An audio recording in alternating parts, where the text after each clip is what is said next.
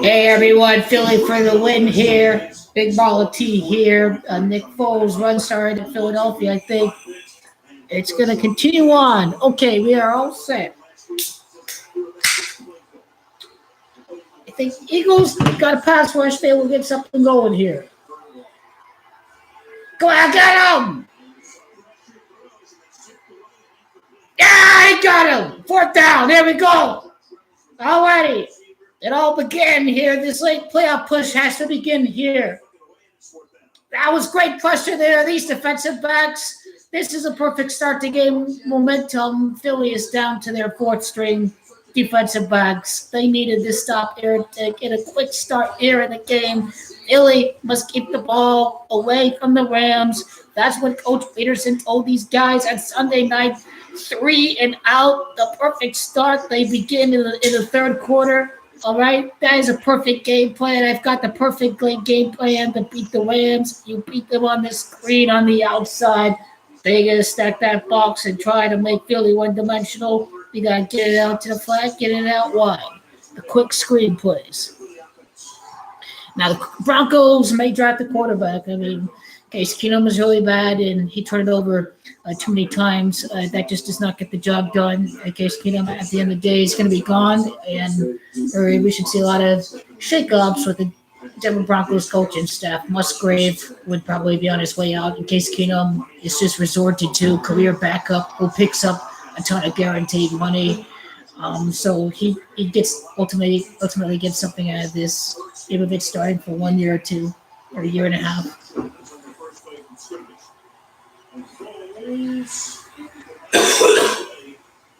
Really aggressive start here. Really aggressive.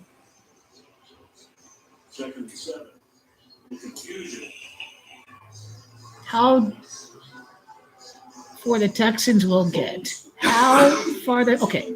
Well, Texans, if there'll be one, I think there'll be one and done here. Now I have no idea what happens here if New England actually does become a wild card team as a number 3 or number 4 seed. That'd be a really big shock. That's just something I have to think over.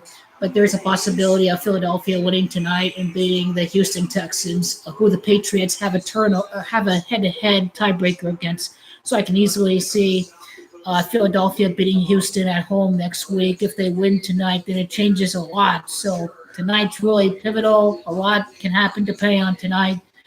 And if the Eagles do win tonight, then picking them against Houston. If that's the case, then Houston's one and done. If they're a 3rd seed, having to go up against a 5th or 6th seed in the NFC, if they have to go up against the LA Chargers or the Indianapolis Colts. Because Baltimore, they're not winning on Saturday. It's going to be San Diego that's going to win, but I think the Chiefs will win out. Nice tackle out on the flat. Really big time there.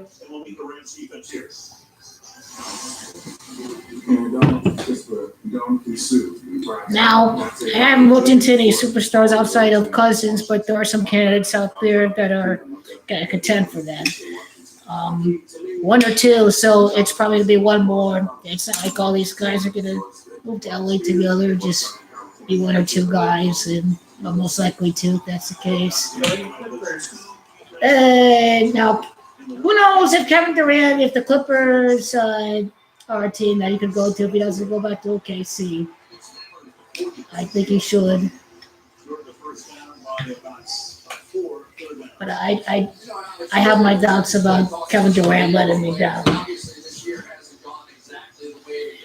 13 points for the spread this game. Philadelphia, the original capital of the 13 colonies, or the Continental Congress met, and LA, the 12th and the first letter after 13. That's the numerology for the point spread tonight. Presented by a numerology talk, but totally tell like it is. Got everything right today except for this Patriots game. Yeah! Go! Big baller! Boom!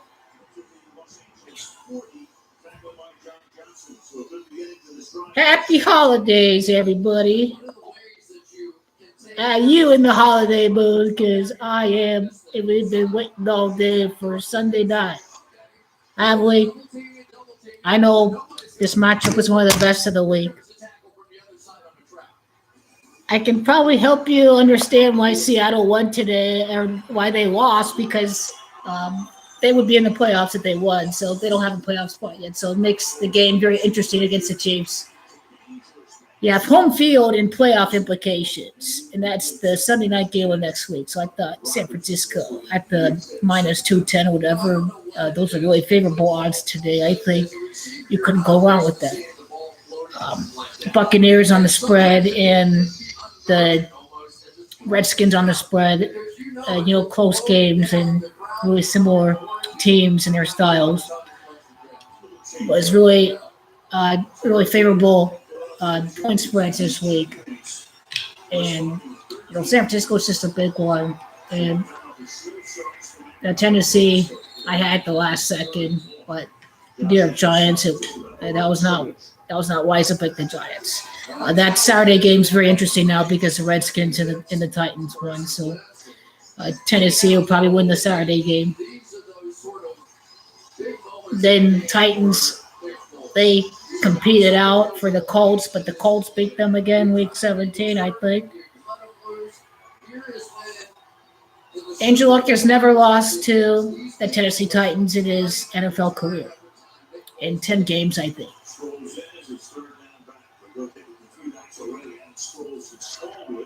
It's up to Marcus Mariota to not choke it. Down at the 33-yard line. Okay, we line up a field goal kicker. So spot the ball in about the 33 comes the field goal unit for what will be a 51-yard attempt for Jake Elliott. Now, when it's Doug Peterson, you always have to check, don't you? Correct. 33 from this part of the field. I was like, okay, is he thinking about it? Now, here comes the kicker. Long of 61 yards. Who did he pick that field goal against? I like to see.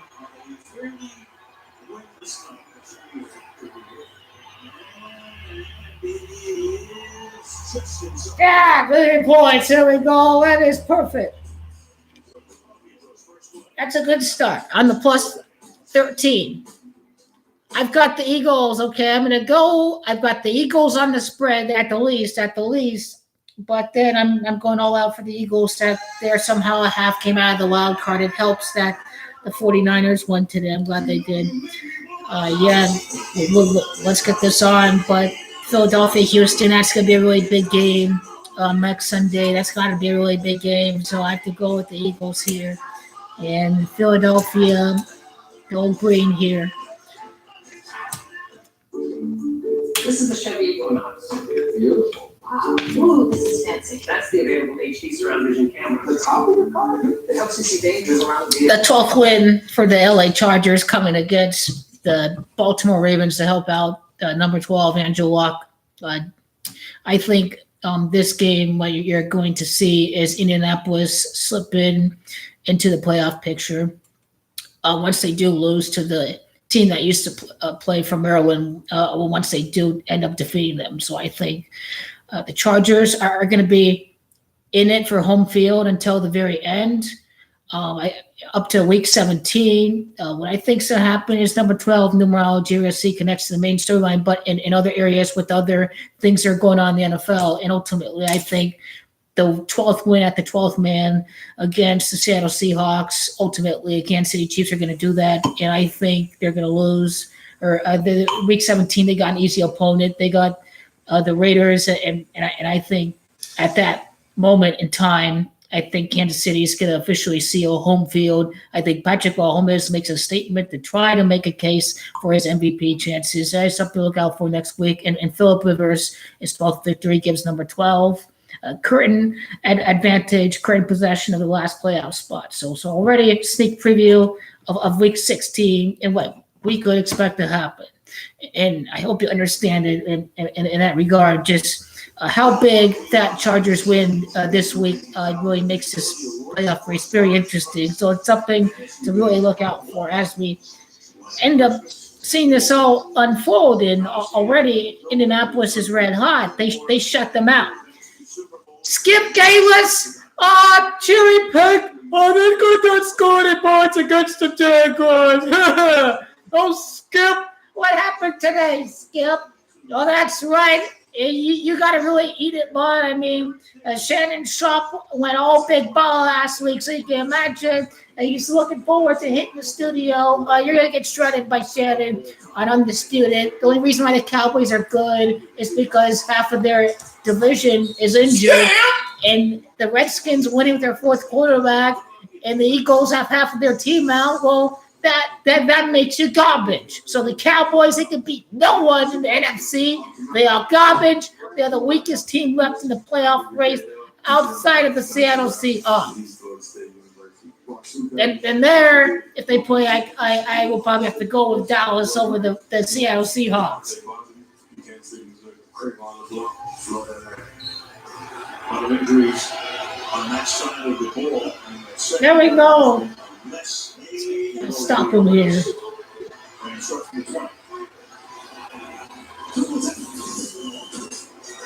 Close them down. There we go. Don't allow 10-yard gains. Hold them to these 3-4-yard gains. Go out there and fight and win. In rushing, and he's about 170 yards behind every other performance today. Turnabout's fair play here. This time they're going to trap the great pass rusher on the other side, Fletcher Cox. Let him go upfield. That Fletcher Cox is a really big-time beast here. Still playing.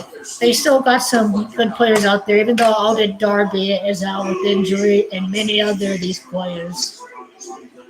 Yeah, especially their defensive backs. That's really a big part of their team. And that is up.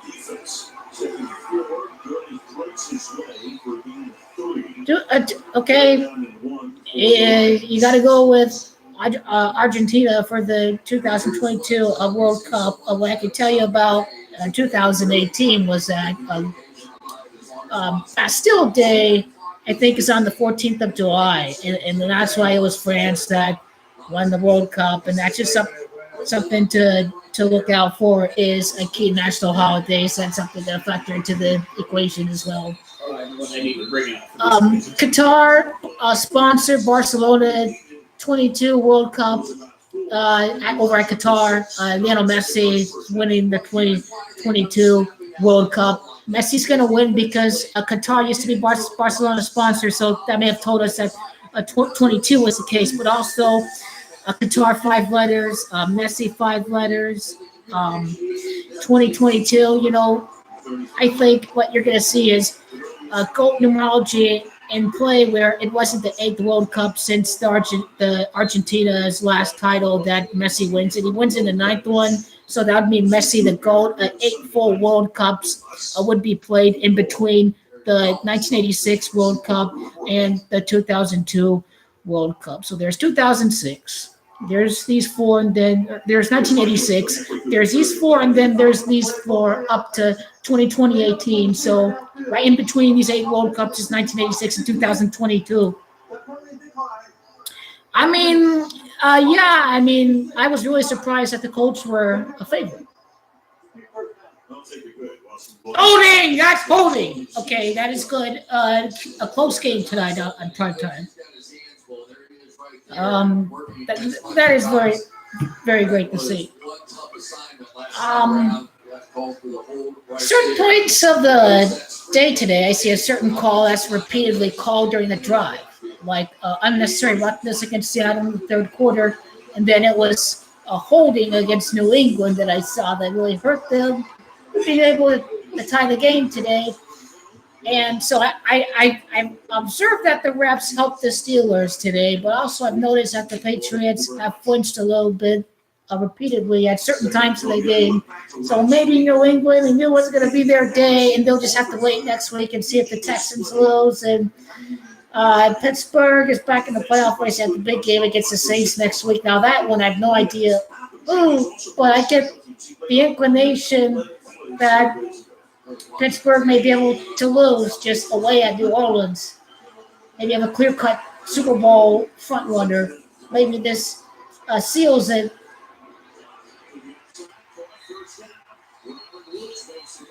They can take him out at 20 minutes. These guys are so beatable. When you're wearing a Rams jersey here, this is absolute rubbish. They The Rams have not won shit since leaving out. Okay, they have won nothing in LA. Yeah, they left LA. They won a Super Bowl. They told their fans to suck it. That's what. They're gonna screw with their fans because Super Bowl 55 is at LA. They better win Super Bowl 54. It's Kroenke, of course. He's gonna cash in. It's Dan Kroenke. When did he? It's an Isaac Bruce uniform. It's Isaac Bruce was a lawyer. He was a lawyer. So old. I mean, that guy. I remember seeing his last playing days as a member of the 49ers. I started watching football and knowing he made his mark with the greatest show on turf was. Okay, the Rams are nothing without a little Jesus miracles and Kurt Warner and all. I mean, the guy won you guys a Super Bowl and all, and they have won a playoff game in between them. In fact, look, when have the Rams been to the NFC Championship game? When was their last Super Bowl appearance? This is the Rams. He's a good coach. He is someone that knows how to get things done offensively. These guys like Wilkes are part of this revolving door of defensive coaches out there that don't want to run anything innovative. Okay, Philly, Nick Foles is getting relaxed. He is reading the playbook here. He's not on the field that much. He's got plenty of time here to piece something through, get momentum after the last drive. If the score is tied, then the Eagles can be really calm about their approach here. 2nd and 7, they need to make a play.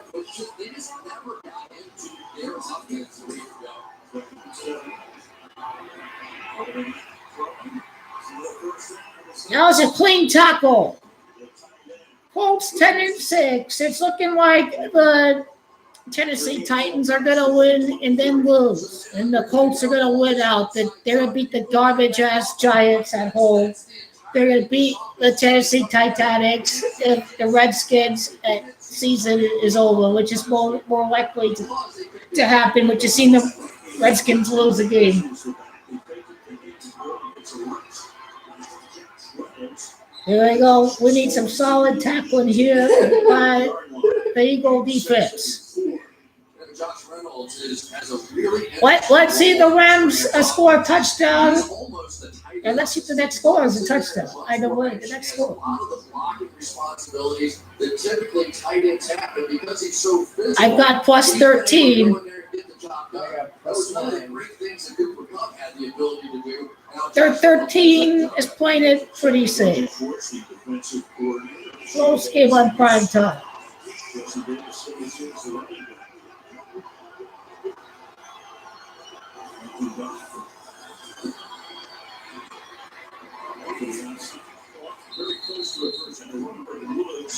It would have been bounds. I'm bored with the rest of the regular season. I totally agree. And the last playoff spot, they're just going to wait out the week 17. And that team is going to be the NFC 6 seed. And, the Indianapolis Colts in the AFC. The NFC, if the Carolina Panthers win, then they're back in this race. So even the Monday Night Football game, I can easily end up seeing the Panthers winning. It's a divisional game, so I think that's going to be another great spread game. It's looking like a touchdown may get set up here before the end of the first quarter. Let's see if they're able to punch it in. You fake the run game, you fake the reverse, you come out, you throw the screen to that monster Todd Gurley out there, who people think he's like this 200-pound scat back. He's not. He's 225 pounds. He runs a 4.4. He's not this quick. And maybe next score can be a field goal. The next score can be a field goal. In that instance, it's 13 points. It is a lot like LA's letters adding up to 12 in the alphabet, 1 to 26. Once again, I've had the Eagles plus 13 on the spread. I do spread picks as well. And the Philadelphia Eagles, they're going to be in it all the way until the fourth quarter. That's what's going to happen. This game is it's going to be decided in the fourth quarter. Another team in the playoff race, and the Washington Redskins season lives on today, and so does the Tennessee Titans. And meanwhile, Cox is bent over. That would be a major blow. As they work on Fletcher Cox. The Ravens lose to the Chargers. The Chargers' 12th win is going to help the number 12 with sole possession of the 6th spot. That's home field is going to be all the way up there till the end for New England, for the Texans, for the Chargers, for the Chiefs. The Saints get really interesting. The Chiefs are going to win out. The Chargers will pray week 17, but the Chiefs will get home field, and also Rice will be the MVP over the course of the season. Patrick Mahomes is one of the things he's done this year. And the Rams trying to lead Chicago in the rear view mirror. Take a 7-3 lead with 16 to go. Fletcher Cox, we need a report. Patriots can still get a number 2 seed. My mom works for Chevy. My dad works for Chevy. We're all part of the Chevy family. And right now, so are you. This is the Houston Texans we are talking about. We got to see if they choke, since that's the Texan thing to do. And Billy O'Brien has already lost to Bill Belichick, so the Patriots have a tiebreaker. And the New England Patriots get the Buffalo Bills and the fucking Jets. This is what we're talking about with New England. They can sit here and choke today. They finish the year against the freaking Jets and the freaking Bills. Okay? If the Texans lose one game, then they end up losing out on a home field. So this thing can reverse very quickly, and it's looking very likely that we can see that happen, especially if the Eagles play well tonight. So it's no sure thing that New England's going to be playing a wild card round, and they can easily get a bye because of how they're able to beat some top teams this year, like the Kansas City Chiefs and the Houston Texans. And the Patriots will win those games that matter, is who's in the competition. And ultimately, the Pittsburgh Steelers are not ahead of the New England Patriots, so they did not really need this game at all today. Well, the Pittsburgh Steelers, they needed this game today, and Mike Tomlin's job is saved. And Mike Tomlin has shown that, well, he can beat New England, and he's shown that he can completely not lose it again. It's not going to be New England that's going to end this season this year, but he's really mediocre, and that division's going to change big time next year. It's going to be Baker and the Browns that are going to win that division next year. That team is a draft away, is a head coach away from contending within their division. We have to see how they do against opponents in the conference and all across the AFC, the main contenders in that conference. But they can certainly compete against their division. Ultimately, they've shown to me in their last 4 to 5 games that they can ultimately piece something together for the future. And Drew Stanton, Freddie Kitchens used to be here in Arizona. Jude Stanton's going to be there next year. Freddie Kitchens, offensive coordinator. They're installing Bruce Arians' offense as we speak right now. And Bruce Arians got his coaching staff. He's got Todd Bowles or Greg Williams joining in as defensive coordinator. So there is a vision being put forth by the Cleveland Browns right now. I would not be surprised. And maybe that's where Frosty Rucker is going if he's a 1-year contract with the Raiders.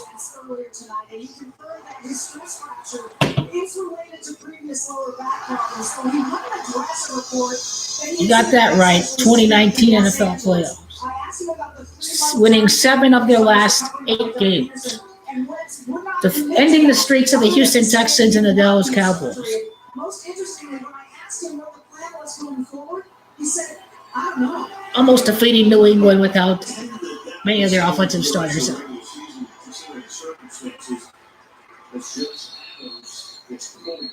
Come on, Josh. I think they have Josh Adams. I got look at the fantasy matchup. I need to see how it is. And Amari Cooper was non-existent. Oh, fuck. I've got Super Bowl MVP as a backup.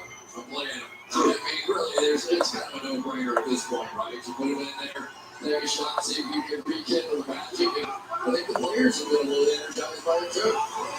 Second down and 6.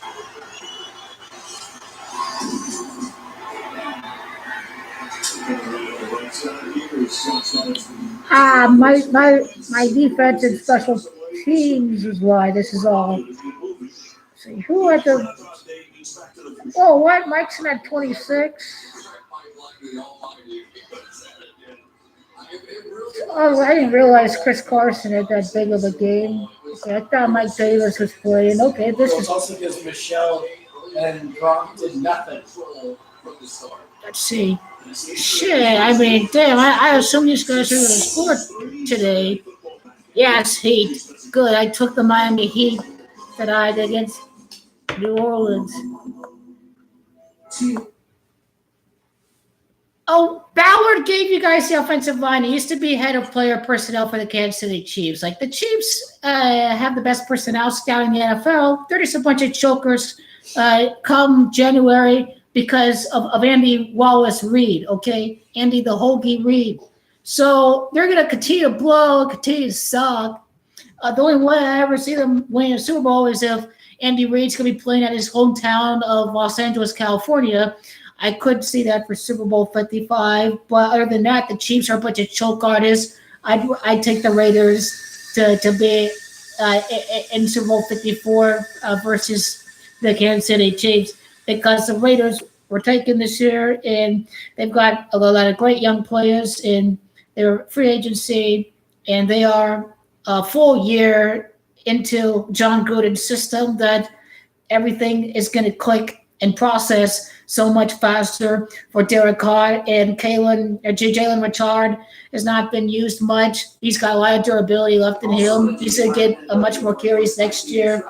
Offensive line is going to be revamped as well. The defense has been playing better over these last few games. Maybe not in this game today, but there is some progress being made with the Oakland Raiders, and it's really a pivotal moment to really hit it on these draft picks.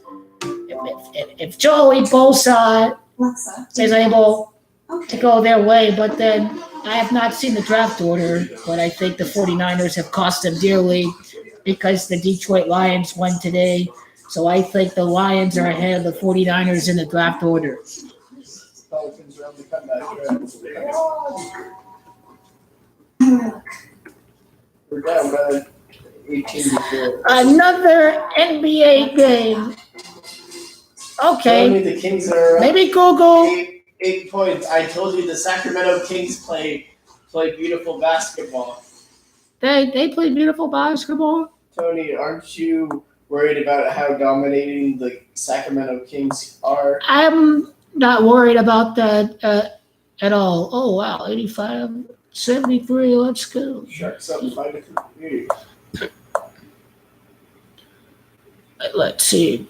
It's Buffalo Sports Pro. Did the Bruins win? The Bruins choked. Buffalo is super red hot. The Jets jumped the Niners. Wow, the sorry Jets. You see, they are just give the 49ers. Catch! There we go. Ball it up. I gotta get the ball here, okay? Triple B. Do you know what that means? I think Wamso knows. That's plus 13 there, bitches. 49ers won today. The Redskins won on the 41. Okay, Redskins are better than the Cowboys. Fuck you, bitches. Okay, they were in first place until the most important player on the team got hurt. And they actually have a really solid defense, as good as the Cowboys' defense. I miss DJ Swearinger, safety, starting safety for Redskins. You suck, Kyle, okay? Tyrann Mathieu is playing for the fucking Houston Texans right now. John Brown is balling it up for the Baltimore Ravens. So is Tony Jefferson, another safety. You don't replace none of these guys, okay? You are a complete joke, man. You let half the team walk, and you don't do anything, okay? Any football talk, he must be, I'm going to think 6 to 7. I'm the old 6 to 7 here. 6 to 7. This is a Super Bowl champion. He's more clutch in the playoffs than Jared Goff. Okay, he won the Super Bowl. Take the baller tonight. Is he a baller yet? How many playoff wins do we got? Man, they beat the Vikings last year. They beat the Chicago Bears on the road. Okay, who are the Rams, man? What do they want? They choked against Atlanta. Okay, really? What big win do they have?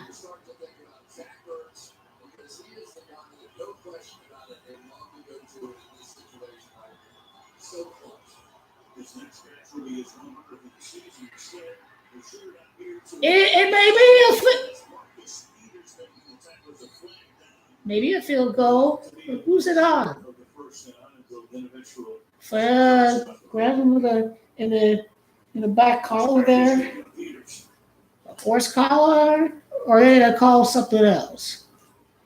I think I've seen that.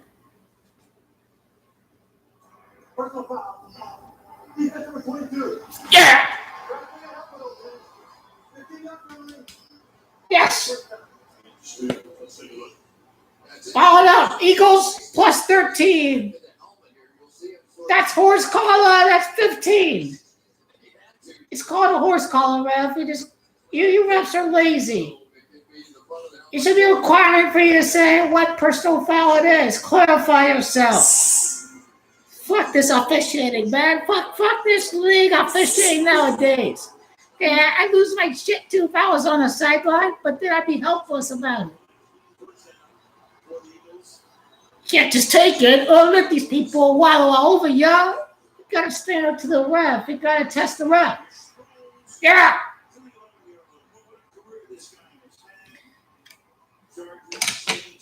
I cannot see the comments from here. Oh yeah, Fox Skip Bayless. Oh, they got shut up by the Jaguars. Oh, let's look at that game. Oh, they got shut up by the Jaguars. Oh, who got shut up today, brother? Oh yeah, what's up now, Skip?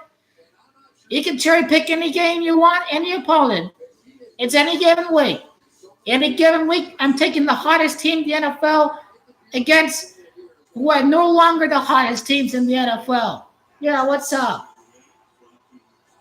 We want New England to do it. We want New England to do it. You saw Undisputed, did you? You heard what Skip Bayless said. Yeah. You imitate Shannon Sharpe pretty well there. Wonder what he has to say about Vance Joseph, another brother, and of course, his former team. He was a Denver Bronco. These guys are prideful about their teams. Tom Jackson always picks the Broncos. Hi, that's offsides! That's lined up with the field goal. Okay, what if they miss it? He's been in the league forever. I'm sorry, Buffalo, and he's given himself some memorable years with the Eagles. He's got himself a Super Bowl ring. And I mean, he's been with Philadelphia for years. And to think about, he walked in quite a bit of years with the Buffalo Bills before he moved on to Philadelphia. This guy is a pioneer in the National Football League, started off in a very different National Football League. Some of these guys are still playing today. Out route. Fuck this.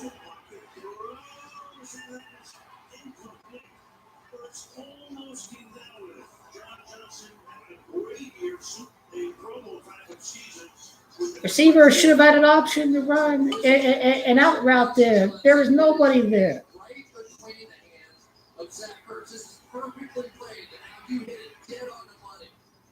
year John Johnson has had. Leads his team with 4 interceptions and just kept fighting for the football and flipped it away with his fingertips. Terrific. 2 really good safety with Johnson. I line it up here. 13 points here. Short field goal. This one from 34 yards away. That's a really good angle.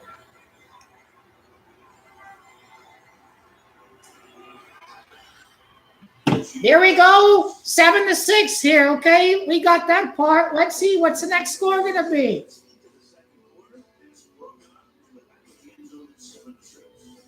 I'll go with an Eagle touchdown. Fuck it. You should bet it. Prime bet. I should, yeah. I think I've got some basketball. Oh, cool. The Miami Heat, baby. Oh, yeah. I bought it up, brothers. Miami was pretty easy to take with New Orleans. This is going to help out the Houston Rockets. I got to see how the NBA is all the way up to February, up to the NBA All-Star break. And there still needs to be time to really see the standings shape to what is like a third or halfway through an NBA season to until we really know who's really going to be in the playoff races in the mix for all the seeds in the NBA. So give it a couple months and you'll see who's going to absorb these winning streaks here, who's going to fall out. And we're at the stage here at the NBA where it's been a couple months in that we got that big third month, that big month of January really shapes up who's going to be in the playoff races and all, and who's going to be on top of the Western Conference and not. And some of these teams like Memphis, whatnot, may slip out, or even the Clippers. But then a team like the Nuggets, being round number 2, number 3, competing with maybe someone else for the number 4 seed, you start to see how these battles are going to shape out here. But as it is, the Western Conference is a madhouse right now, and that's an extreme competitive conference in the NBA right now. Let's see. Oh, Penguins and Capitals. That's a really big game. You know, Pittsburgh has really struggled this year, and the Capitals are starting to heat up.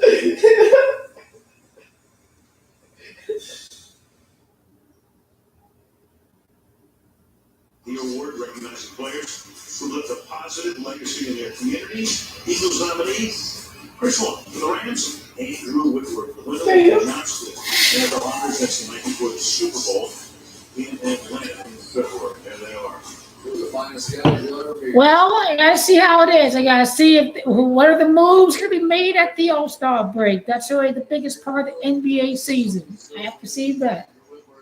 Next score, Eagle touchdown. Here we go. Let's go, Eagles. This is their season here. They're getting to a really solid start here. They're putting together drives. They're putting together points. Giving back as much a part of their lives as football. After the Beating the Seahawks twice, so major accomplishment, man. Look at the Seahawks. This is a team that is mediocre at best. What if they finish 8-8?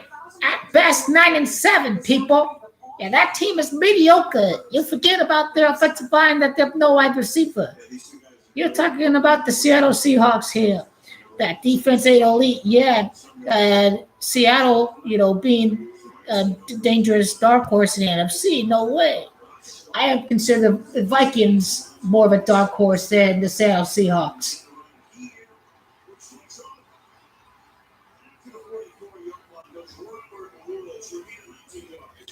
Plus 13. So here's another option for this outside. The Eagles like plus another play they never got into. And then you're going to see the jet sweep coming back off of that. Here we go. The next score has to be an equal touchdown. Let's go. Eagles. See, I can imitate the Eagles flag. Okay, I'll take the referee out of this game. Well, help out, because their fans are annoying bandwagon fans. Oh, yeah, what's up there? Yeah, bitches, what now? The plus 13 all over that here. They don't beat nobody, okay? Minnesota Vikings on the road. Oops. The Bears in cold weather. Oh, weather experiences in cold weather. California wall. What are these guys going to do, right? What are these guys going to do? They were completely pitch-slapped by the Saints over at New Orleans. They're not beating Drew Brees. He's a big baller. He is big time this year. Okay? Dak Prescott's no big quarterback for the Cowboys. He only scored 13 points against the New Orleans Saints. Nah, he didn't win that game. The Saints got shafted, okay? You got to tell who the real teams are and who are not the real teams here. You got to tell which teams are healthy enough to win, which teams are currently hot and whatnot. And the team that hasn't really had any injuries this year is the Indianapolis Colts, and almost everyone is healthy right now, and they're the hottest team in football. And they've got Andrew Luck on their side. He is really healthy. He's feeling great. They have the best offensive line in football. The Saints and the Colts allowed the fewest sacks in the NFL heading into this week. So the Saints and the Colts are the best offensive lines in football. And ultimately, that is going to sync up with my numerology. I know this from today when I saw that graphic. It really helps. That Colts Saints is looking really great right now. LA, ultimately, I think they can win a playoff game this year. I think they'll win a playoff game. I'll talk trash about them, but I'll say, hey, they'll win a playoff game, but they're going to lose to the Saints again in the NFC Championship game, and that's going to really be a team that's going to avenge what happened down in Minnesota last year. They'll be able to make it on the big stage. Drew Brees, also a guy that got shoulder surgery around 2006, right before the Colts' next championship.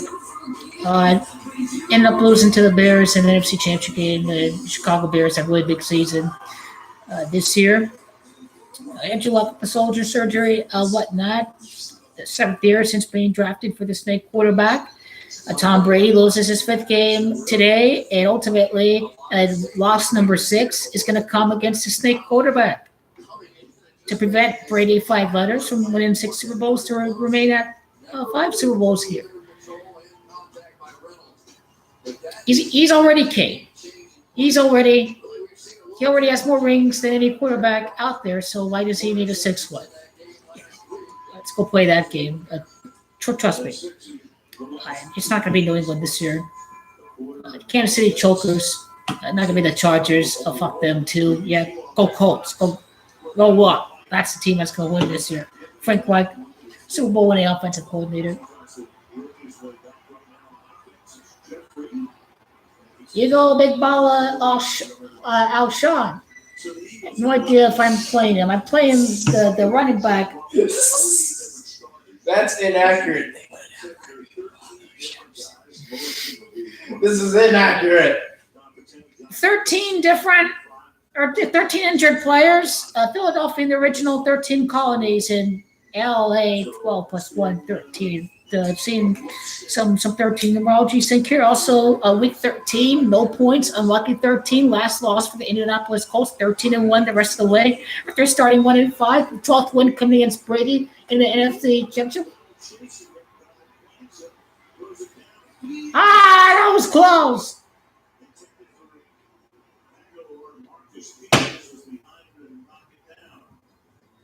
Darius Leonard, this guy is a beast. This guy is an absolute beast.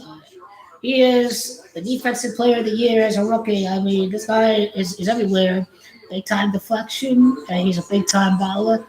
He has puts a quarterback. He's out there making tackles. There's a lot of fly high and energy out there. Quentin Nelson had drafted number 6, offensive guard, best one in the NFL. The Indianapolis Colts hit big in the draft. It's going to be some young players that are going to help them out.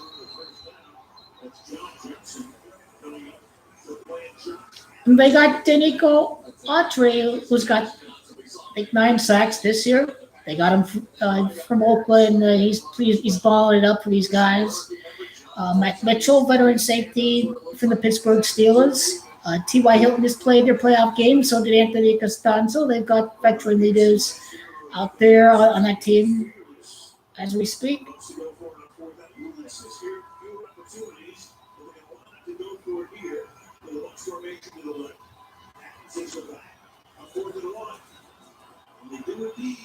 That's a game play call.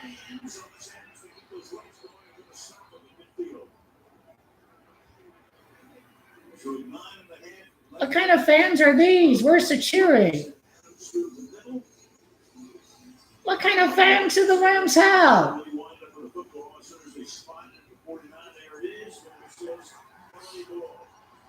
Okay, now the Ram fans started cheering.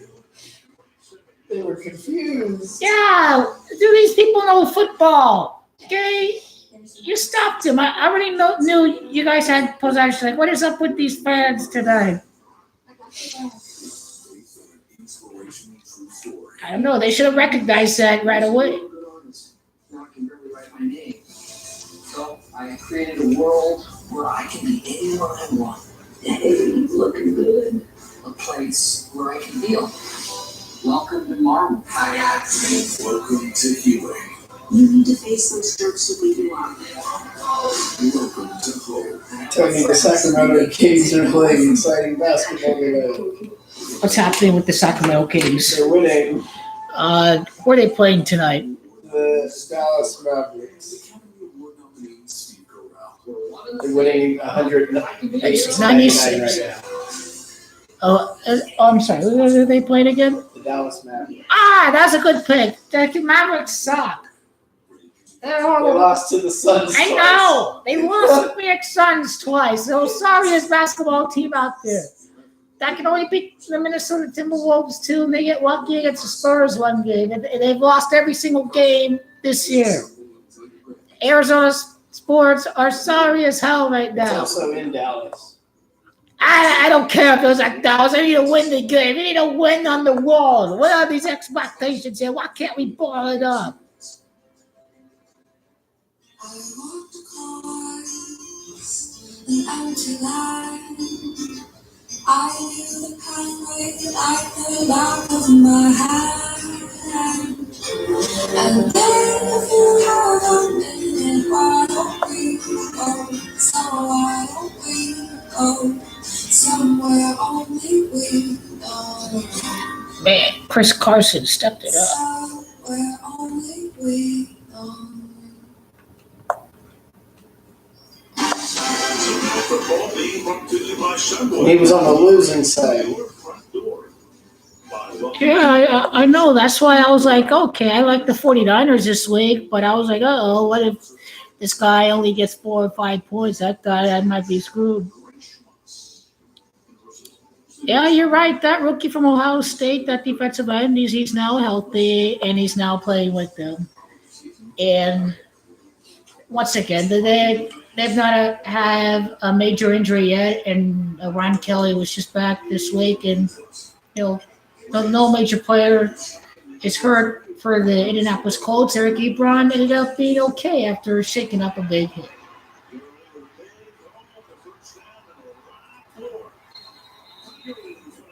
That's a beat-up defensive line right now. The Browns will play that blind tackle scheme, so both tackles outside the guard is Fletcher Cox is simply too far away to try and run that one down. And I've been watching a lot of the Rams, and when they get that running game going, Let's see, 41 yards for Todd Gurley. It's Super Bowl day. It goes 41 in the art of coding letters and words into numbers, which is gematria. These guys are taking really bad angles here. And this game is going to be back and forth, and these are two very shaky defenses. just runs 4-4 and escapes. You can see everybody playing it perfectly. That's what you want to do. You just want to crash it all down. And then here he comes out the backside of it. His speed is really a difference maker. He's not a Barry Sanders kind of guy, but he can stop and start and take off with great velocity. Oh, that's their 31 here. But the Rams do like to run that bootleg play on 31 a lot. He has one rush for 19 yards, and they really do not have much depth on this team. We talked about My God, the offensive line. the number that he wears must be They have lost some key guys, Cooper Kupp. maybe 16. It is What's California? Jared Goff's number. Seeing that he played for the Cal Golden Bears, I think that may have been his number. Okay. I'm always suspicious if the referee stole a flag here. That double beep on the Yeah, whistle. he was 16 at Cal as well. Oh, okay. Reason why I thought that was because, hey, well, there are going to be 16 points if the Rams are going to kick a field goal or not, but then it's looking like they're more likely to score a touchdown. That's why I was wondering about that. But the Eagles have really beat up defensive line right now.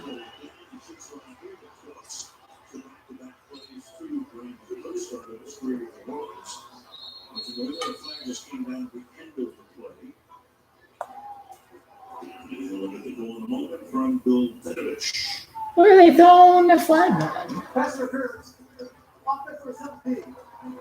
Maybe that explains why it could be a field goal attempt. Okay, this helps. Robert Woods maybe spend the rest of his career with the Rams. He's really going to be a favorite target of Jared Goff if he needs that one receiver like Peyton Manning and Marvin Harrison, Carson Palmer, Warner, and Fitzgerald. These guys had little medium streaks of like 5 years or so. Kurt Warner in those 5 years as well. So, and Marvin Harrison's a big one with Peyton Manning and Aaron Rodgers and Greg Jennings. Jordy Nelson. Jordy Nelson. That's right. Great call. Randall Cobb. There we go. He goes. +3 here. And that's one more option. This trash talk going here. Make that look like that Jets. Hey, if you go to live stream, there's some trash talk. It's entertaining to read. I imagine the playoffs are going to be even more entertaining when the stakes are very high. People freak out and get bipolar with results in the NFL. So even with Dallas, like they're good enough to maybe advance to the wild card, even though I don't, or to the divisional round, even though I don't think so. But yeah, they've been pretty lucky under circumstances. 16-yard line, so usually in the passing game as well tonight. As Todd has caught 4 for 33 yards. What's the hands here of Fletcher Cox and this sort of double swim move that he does? Remember, he just came back down to the locker, watches both hands swim and sort of just knock the hands of Austin Light off of him. They're getting close to Jared Goff back there, and they need some pressure right here. This is the strength of the team is the Eagles' defensive line, and they need pressure now. Yeah, I still forget that they have Michael Bennett in there as well. Oh, big ball of flex. Look at that celebration. Yeah. This guy just looks like a take. Like, that's how I describe Fletcher Cox as a take. Michael Bennett leads his team with experience, and he has been fantastic in the last 3 or 4 games. Here he comes. There's nowhere to go to follow up there from Fletcher Cox, who's back. They're feeling it right now, and this has been the formula. When teams give this Rams offense trouble, they can get there with a 4-man rush, and they send it back in the secondary, and that's what's working again. With a 41-yard attempt, and that one is good. Very good from him. So number 16, Jared Goff leads the Rams to the 16th points of this game. And now we're about to see the Eagles back on offense. One team has flinched. One team has been more clinical, scoring a touchdown, but Nick Foles looks very composed out there, and this is going to have some making for a very close game the rest of the way. And that's what it's all about, you know. And I got to go with these guys to be a half a game outside of the playoff race and a really big game against the Houston Texans next week. And, you know, if the Rams lose and if the Saints lose to the Panthers, then, well, the Saints still lead the number one seed, and both teams would still have the same record with head-to-head tiebreaker. But then again, if the Saints win against Carolina, if they get knocked out, if the Saints lose to Pittsburgh, and if the Rams, if they win next week, then, you know, that thing could end up being tied once again, their records respectfully. So there's a lot of scenarios left in the play over these next couple of weeks. More likely Tennessee is going to win. Now that NFC playoff picture, I'd have to really see what's going to happen with that. But let me tell you, I'm really, really locked in on Indy next week, San Diego over the Baltimore Ravens, New England to respond, Philly to end up beating Houston. I'm really locked in on that. And the last team would be the Chiefs. Those are my sure things for next week. And I think the NFC wildcard picture is going to be a very unexpected twist. But then again, that really helps with making for an entertaining wildcard chase if the Seahawks lose to Kansas City. So I'm hoping that 12th man numerology for the Chiefs to get their 12th win is going to work out perfectly. Also, these guys lost to 49ers, so we all know that Kansas City will feel good about themselves heading into this game. And that Kansas City, you know, they may give up a lot of yards to Russell Wilson, but they could get key sacks at certain stages of the game to really win and sway possession. In field position.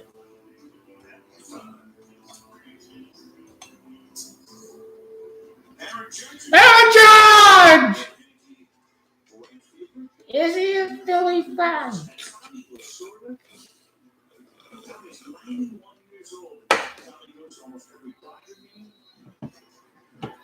LA Dodgers gonna win the World Series next year. Well, let's back the Dodgers again.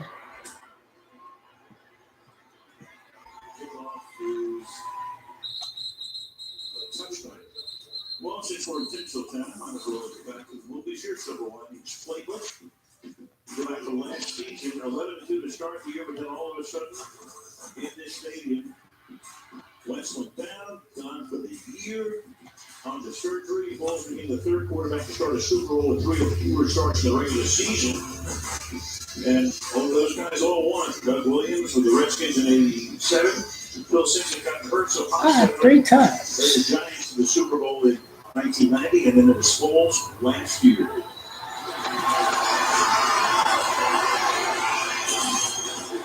After the 25, starting on the ground here. Oh, yes, nice run. That's a beastly run there.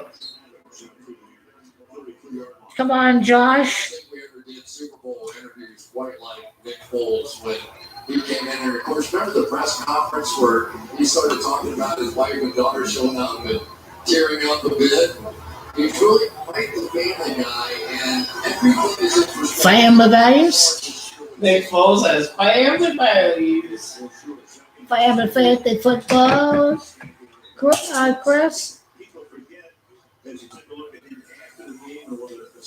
Ah, him and his daughter.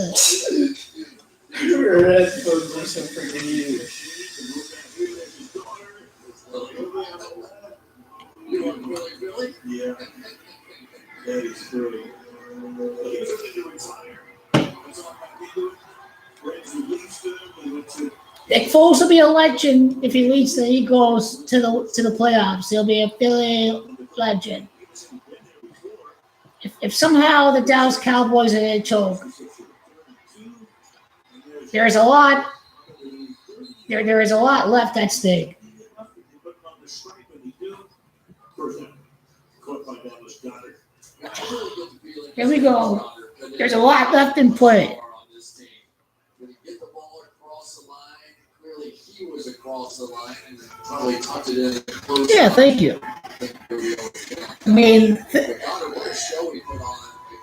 your people said I was crazy 6 weeks ago, and now they've legit shot at snowballs. Oh, in the chimneys and just dump it all in Philadelphia. Here we go again. Pull the guard around, and this time going to whack him with the tight end. Dallas Goedert comes down. Full attention on number 99. That was a conservative play call.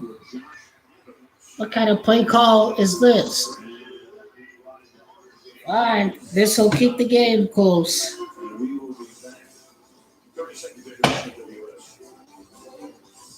They'll be back in 3 years.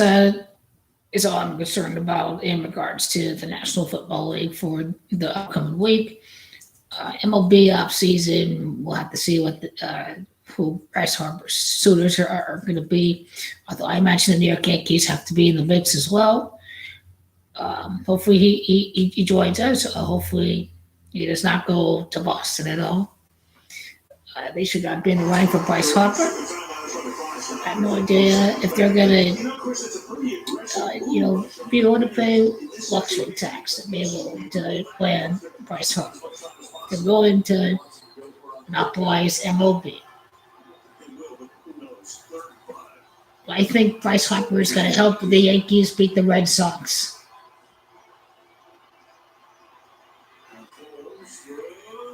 Yeah! Go! Yeah! I've got Alshon Jeffrey on my team too, although I think he's on my bench. He hasn't been performing, Alshon. There you are. There you are. There.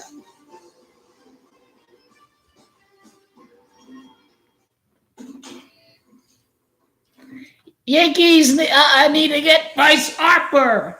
I see him going to New York because Harper equals 66 and that Empire equals 66.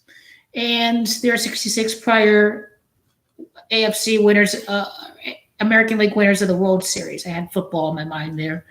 I think the Empire team is the next American League team to win the World Series, although I'm going to go with LA next year, and then maybe New York in at 20, and we'll see who has the teams in prime position to surprise or be a contender as we look at who could be candidates from 2021 to 2022. So whoever is going to, blow up their team and, create a team like the Houston Astros or who that team's going to be or whatever, who's going to stockpile on the prospects or whatever. You have to observe what these teams are going to build and see who's going to be the contenders as a result of that. And you study coaching and player dynamics, and you look at the Browns ones, and it's totally looking like Bruce Arians going to be their head coach. If you look at the fact that their offensive coordinator used to be with Bruce Arians in Arizona, or that the backup quarterback was the former backup quarterback of the Cardinals. It looks like some guys are installing his offense in Cleveland, and it's going to be a much easier transition for Bruce Arians in his first year with the Browns than his first year with the Cardinals if he does end up getting the Cleveland job. But he has not been silent to the media. He's been trying to get his name out there, and Bruce Arians loves the fans in Cleveland, and he was their offensive coordinator the last time the Browns made the postseason. So BA, it's no risk it, no biscuit, and he's going to be the quarterback whisperer that he advertised himself to be when he released his book in 2017. So look out for Bruce Arians to be in the Browns' radar as their coaching search continues. And it is likely starting right now, as say with Green Bay.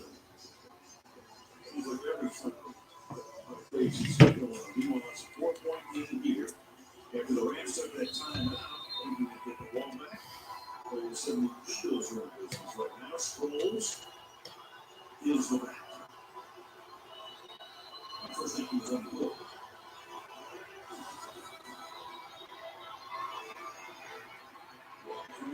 Look at all kinds of danger there. Yeah, that play was doomed from the beginning. The Eagles just scored the 13 points before halftime. I'm gonna go with that. I'm gonna go with Nick Foles here to put something together. They cannot settle for 3 points here. If they come back and win this game, you'll remember that play. Now watch Kelsey on this one. This is, you can get 99 now, right? Wherever 99 is, he looked that way before he even snapped the ball. He's the wall. What's Adams on the back here? Yeah, Sean!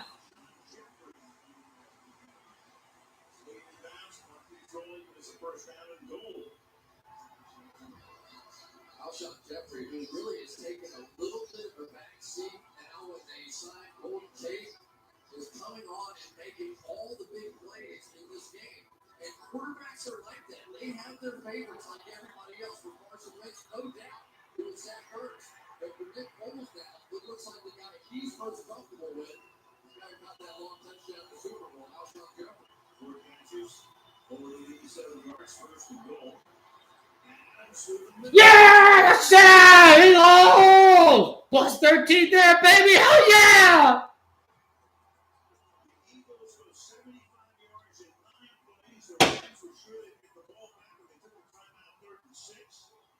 And the long pass, and you got Adams going. And the Eagles start off with the ball, I think, to start out the second half, if I can recall.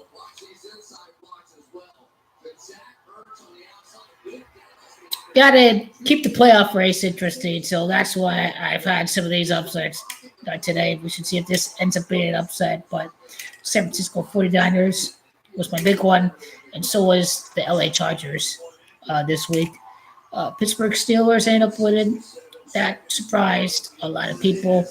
I do not know who had Pittsburgh this week. Maybe some people on ESPN did, but Baltimore against the Chargers, LA, Kansas City's the big one. So that's really what's happening within the National Football League. And the Colts are 9-point favorites for next week. They are 9-point favorites against the New York Football Giants. We have to see what happened with both AFC South teams against NFC East today. Just seeing the Giants and the Cowboys both shut out. I mean, that is the worst division in football. I mean, the Cowboys lost to the Titans. Let's not forget about that, too. The Redskins are the only one to score before tonight. The Redskins beat Dallas when they had their starting quarterback.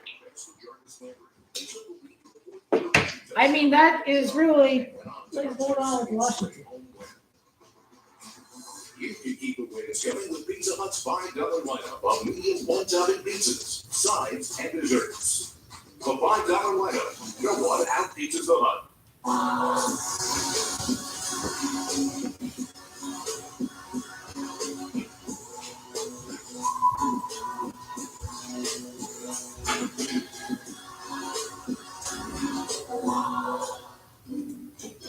Man, I'm so glad you're back. Yeah, this Walmart grocery pickup app really saved us this year. Yeah, I'm like last year when you baked lights into dessert. Yeah, says the guy who baked himself into a gingerbread house. Hello, anybody there? Okay, Mr. Left the Pie outside. Whoa! All right, Coach, let's focus on the game plan. Ready? Happy holidays, Coach. You too, Glenn. How compliments since you are my guest, I will try your Indeed. Alrighty, the Philadelphia Eagles are up right now. Monday night, as of right now, my gut tells me that the Carolina Panthers may be able to secure a victory. Although that one I'm not really confident about, but I think at the end of the day, the Saints may end up losing and end up still remaining the number one overall team in the NFC if the Eagles are able to win tonight. So that's what I have penciled in right now. If the Rams win tonight, then I have to take the Saints. But if the Eagles win tonight, then I think ultimately the Panthers may keep it interested. It just made me know this could be a long week of underdogs if that's the case. It's looking like that right now. And Monday night, the most sure thing is the Panthers on the spread, I think. Unless the Panthers are really that bad, then wow. They'd really be pathetic. Oh, yeah, if the Redskins have Adrian Peterson, they have a really solid offensive line, and they need Alex Smith back to be able to protect the football.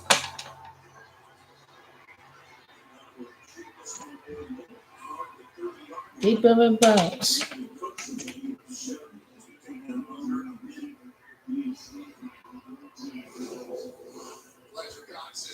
Continues to be a nightmare for Johnson. Inside, he gets it going. It's hard to stop. All righty. I mean, this is going to be really close until the very end. That we'll have to see if they're able to get 3 points here, but plus 13, I'm already going to take here.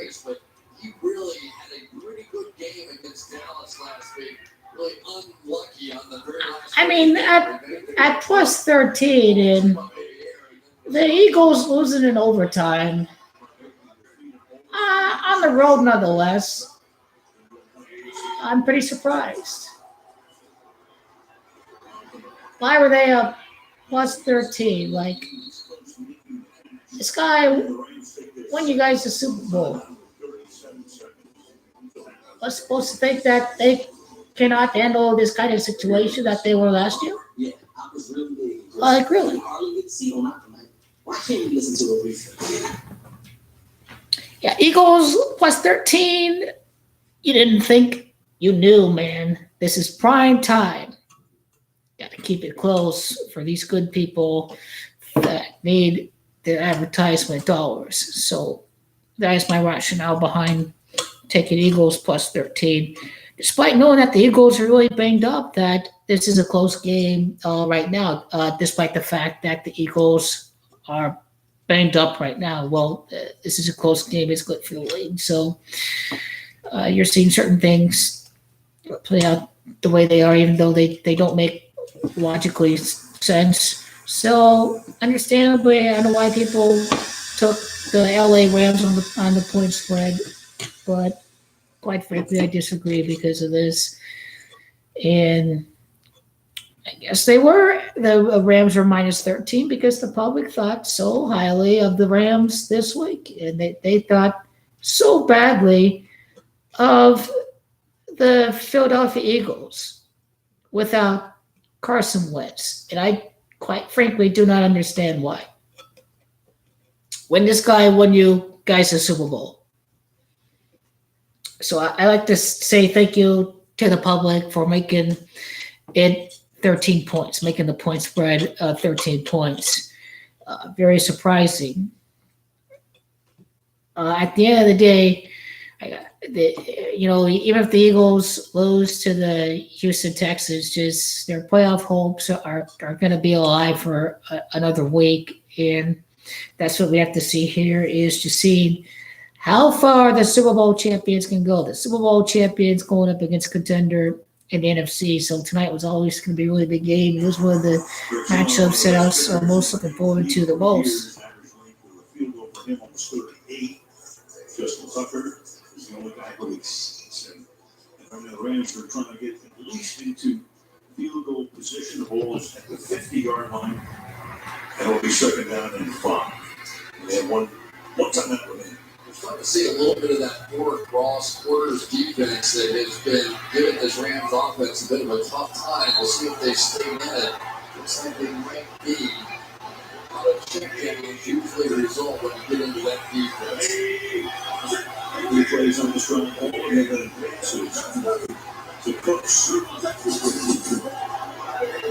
This one is shot for Woods. It's a blocking and Woods takes the ball to the 29-yard line behind Whitworth.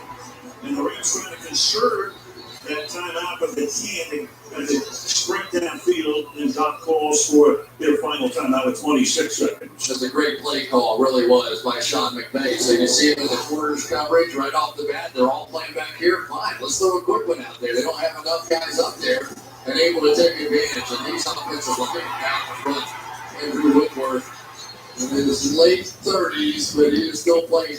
Watch out quickly. See Jared Goff get the ball out of his hand. And I think this game is a little bit. Okay, they're going to have 4 chances here to score with 26 seconds left. And ultimately, we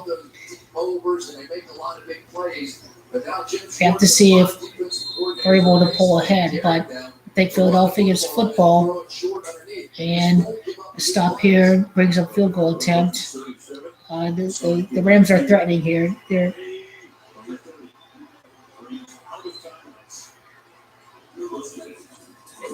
The Eagles can protect the end zone here.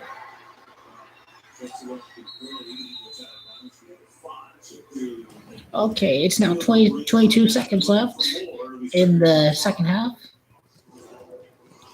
It is Eagles and Eagles 22 in Pythagorean gematria. We'll tell you what I see throughout the course of this game.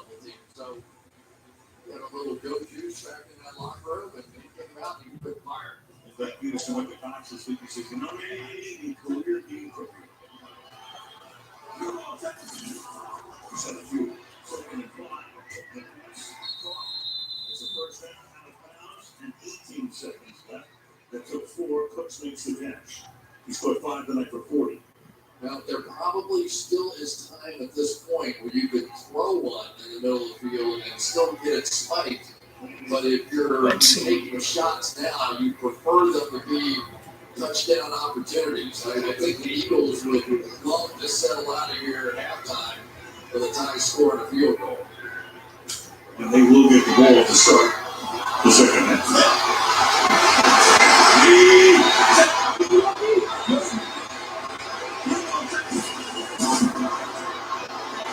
To the end zone, to the corner of the end zone. Okay, the throw was bad. It's covered very well in the back of the end zone. So that took 4 more seconds. And we're down to 14. Yeah, now you're in a different situation. Now it's possible to get a catch and a spike, but much, much tougher. So I think you'll see now Jim Schwartz go to much more of a perimeter. Let's make sure we keep them out of the end zone, tackle them in the field of play. Don't let them get to the boundaries. You can see. Back up, play the sidelines. Let's tackle them in the field of play and see if we can get out of here with nothing. Go for a wide here, please. To Darryl Hodge, rookie from Prairie UNM. Slot left. To the right corner of the end zone, and that is incomplete. Attempting again for Reynolds is covered that time by Devontae Maddox, who had the earlier interception. Now Yeah, I mean, when you can defend the end zone here, you know that you can keep everything underneath, and there's no play. Some heavy lifting out here on the outside. Really good decision by Goff. There was nothing there, just throw it away. But now, no sacks. You can't make a big mistake here on this play. And Matthews is rounder in the end zone. Can't put it in the middle of the field. You've got Gerald Everett out there, a big target. He may get an opportunity for some kind of jump ball. With 9 seconds. Again, right corner of the end zone. And throws He's throwing it at the same spot. Then going for Reynolds, covered by Maddox, 4 seconds. And that brings in Zerline to try to send us to halftime tied. Yeah, I know you're going to say that was a bad couple of plays by Goff, but it really wasn't. They didn't have it. If the opportunity presented it, take a shot. If not, just throw it out. Let's take our 3 points and get out of here. Zerline made one from 41. And making sure they got the right number of guys on the field. The 36-yard attempt.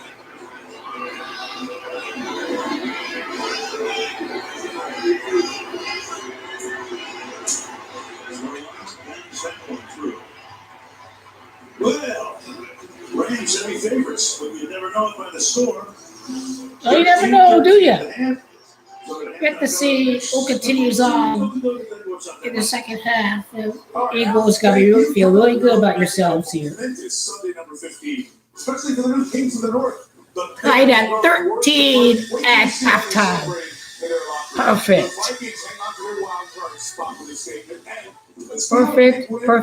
Perfect coding by the numbers.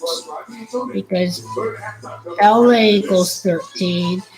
Regional Continental Congress, the 13 colonies met over at Philadelphia.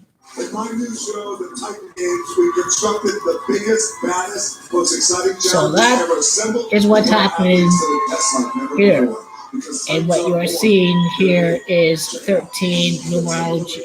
Has everything to do with where the game's being played at tonight. Has everything to do with who's are tonight. So this is why you see the score at halftime, 13-13.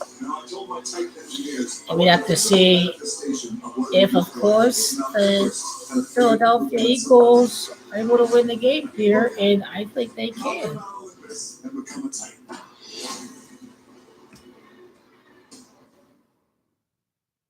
The Champions League 23. 162 views for that Champions League draw video. That's all I think about for the next couple of days as we get closer. Let's see what the matchups will be. We are under 9 hours away from the round of 16 draw. I want Real Madrid. They'll have to keep our fingers crossed. But a sneak preview of the Champions League draw, what it could be. And some of it that we could end up seeing, and some of it may end up not happening. But do any of us imagine Manchester United playing anyone but Porto? Or if they will draw someone outside of Porto? Well, think about a group winner like Porto, Dortmund with 16 points, and Manchester United with the way they play in the group, really on and off, and parking the bus. It just makes for a perfect matchup. And with Ajax, Juve played them in the 96 final and the 97 final, I believe. So there's some history. So that's what I'm seeing for Ajax. And what I see for Manchester City is Schalke, former Schalke man Leroy Sané. I see former Lyon man Karim Benzema becoming a big factor against Lyon if Real draw against them, but he played for Lyon, born in Lyon, and Benzema was a goal scorer in Real Madrid's latest 1-0 victory.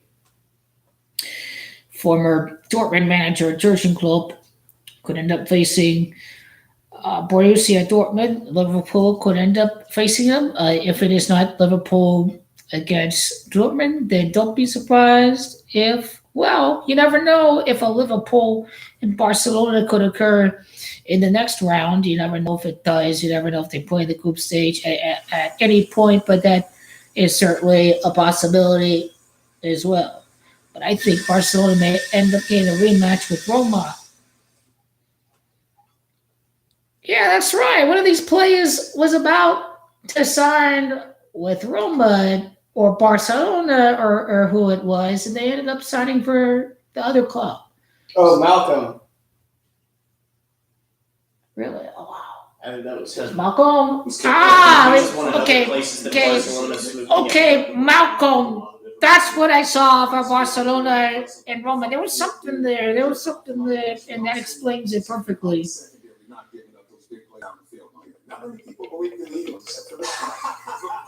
just wants to be different all the time. Of course, the whole year has been about passing, right? No 300-yard passers today. 9 rushes for 100 yards. It's cold weather time. Playoff time. Today. Yep, Sunday in 60 seconds.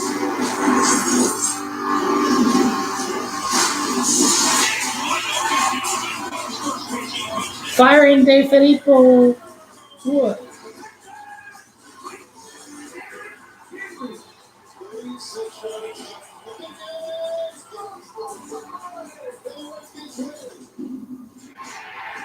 Yeah, Colts.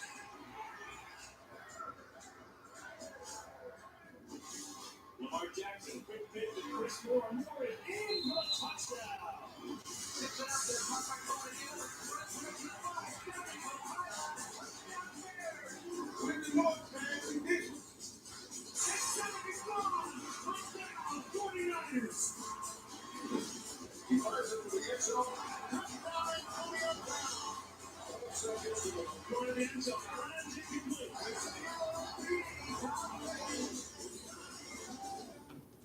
New England ain't winning nothing this year. Nobody knew the clinch. Only 2 of the 6 in the AFC are in the tournament, and that remains with the Chargers and the Chiefs. Now, Houston controls the path to the 2 seed. They get it with 2 wins. The mega game Saturday night with the Chargers and the Ravens.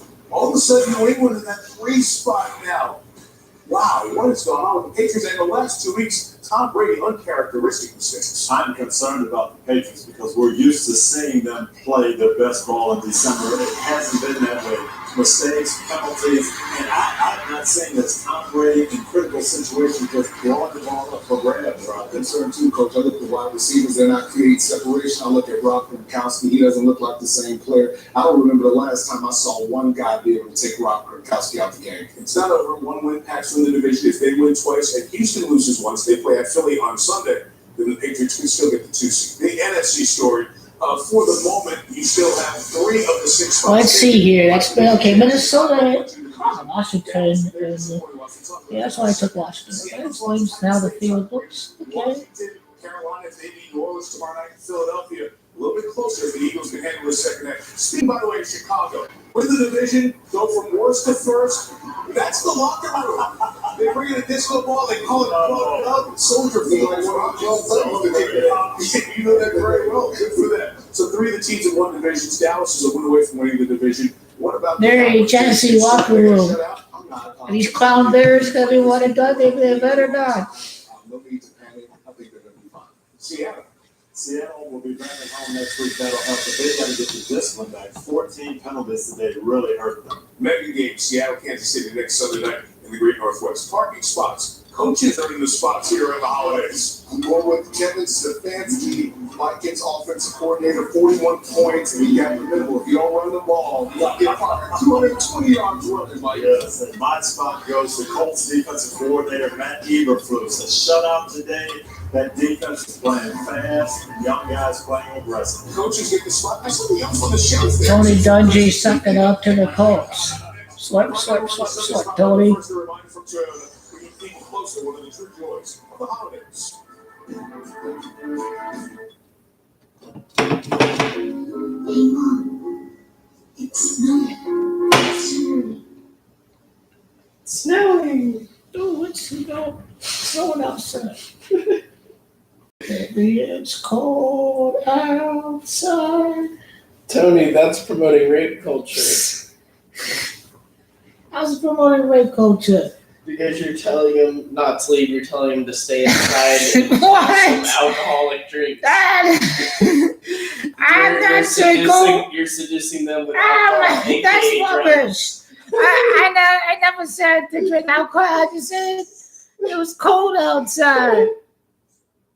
You're promoting rape culture. Oh, police, SJW.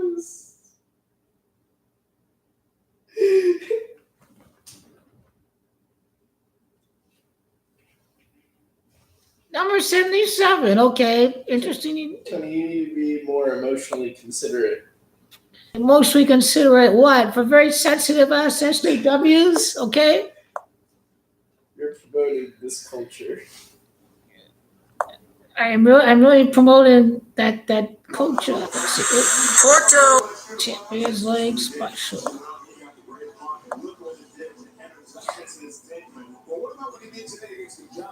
I don't like it, Mike. Terry, I don't want him blocking. This is my starting quarterback. He's had some injuries. I want that for him to go. That's a great block. Quit hating. He chopped down over. I'll leave it at 13. The Eagles get the ball in the third quarter. Here we go. He goes. This has been the Toyota halftime. Let's go places. This week, Here we go, Philly. Michelle Obama. Michelle.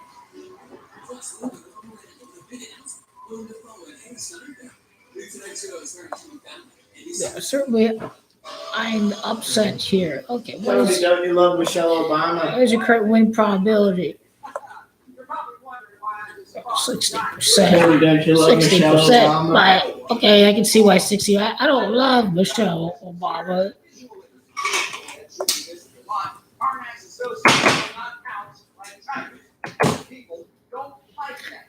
Here we go. On to the next fantasy football round. You need to stop promoting the patriarchy. Promoting the patriarchy, my ass. My ass. You get no sense about the patriarchy.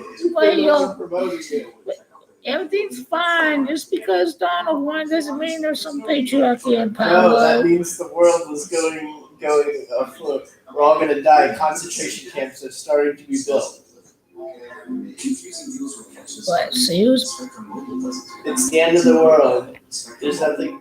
No, Adams got to score another touchdown. Run up the score. Let's go. We need momentum for the next round. Let's see what are the matchups here. Clem can't really just not look at his team here.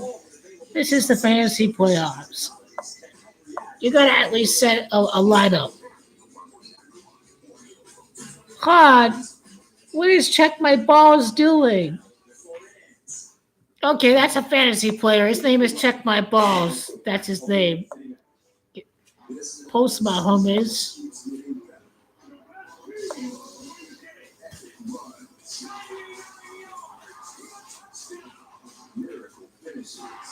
Yeah, okay, maybe these teams start to suck because we start to see guys pile up on the IR on injured reserve. So maybe his team got all fucked up. Let's see. Clem's guys performed pretty well. Okay, put this Steelers running back. I'm surprised he's aware of that. He's just like, I got to pick who's next in line if with this guy they call, what is his name? James Conner. Okay, James Conner. Yeah, he was out. He ain't. He's not like a really star running back. He's a solid guy that shuts up and does his job. And he's a stealer. He does things to steal away.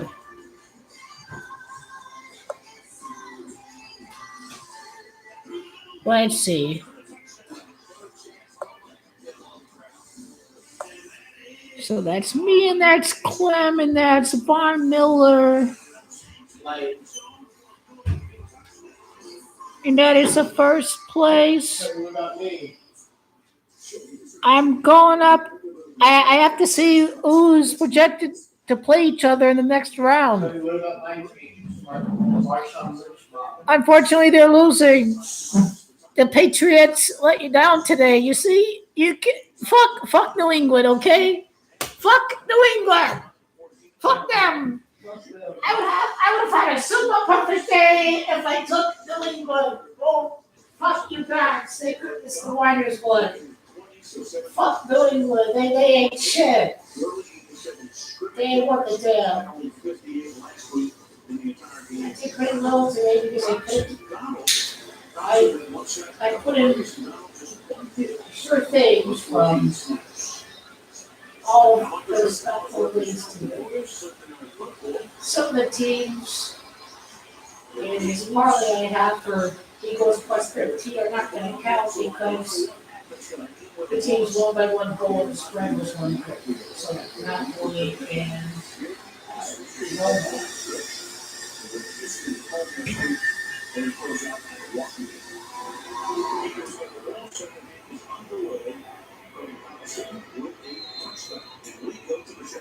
Talk to Doug Peterson. He thinks Nick Foles is playing well, saying the quarterback is settling in and seeing the field well. He credited Alshon Jeffrey with some big third downs. And he said in the second half they want to continue to run the ball and take some shots downfield. Sean McVay acknowledged Right, second half. He's glad to see him get points just before halftime. He wants them to stay efficient on early downs and take care of the football. He said if we do that, we'll be fine. Well, right now 13 points, a little odd for this team, which comes an average of 30 per game. Got up last week to a couple of field goals. Okay, I'm gonna have to go up. That's kind of a big deal. That's kind of a big deal. Ball Sterling. He starts with 10 of this week. It's really a big deal.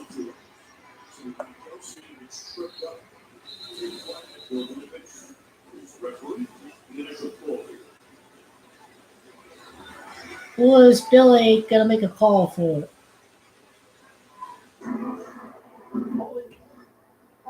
Oh,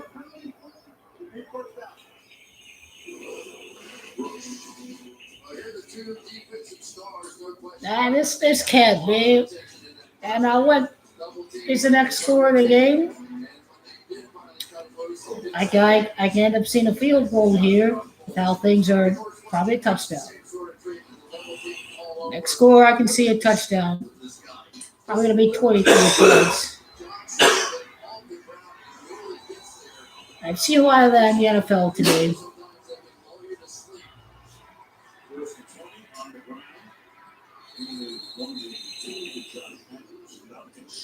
Okay, yeah, that's not going to do much. 2 yards. Isn't it funny a player as good as Ndamukong Suh is almost in this defense line because of Donald. Donald was 16 and a half sacks this year. Ndamukong Suh just 3.5. They've got seek and destroy players. Position. And I think they look some credit. Here's a guy that used to be in the spotlight, used to be in the future pass rushers. Here he's at best number 2. He saved his career by leaving the Lions and the Dolphins, or by leaving Miami.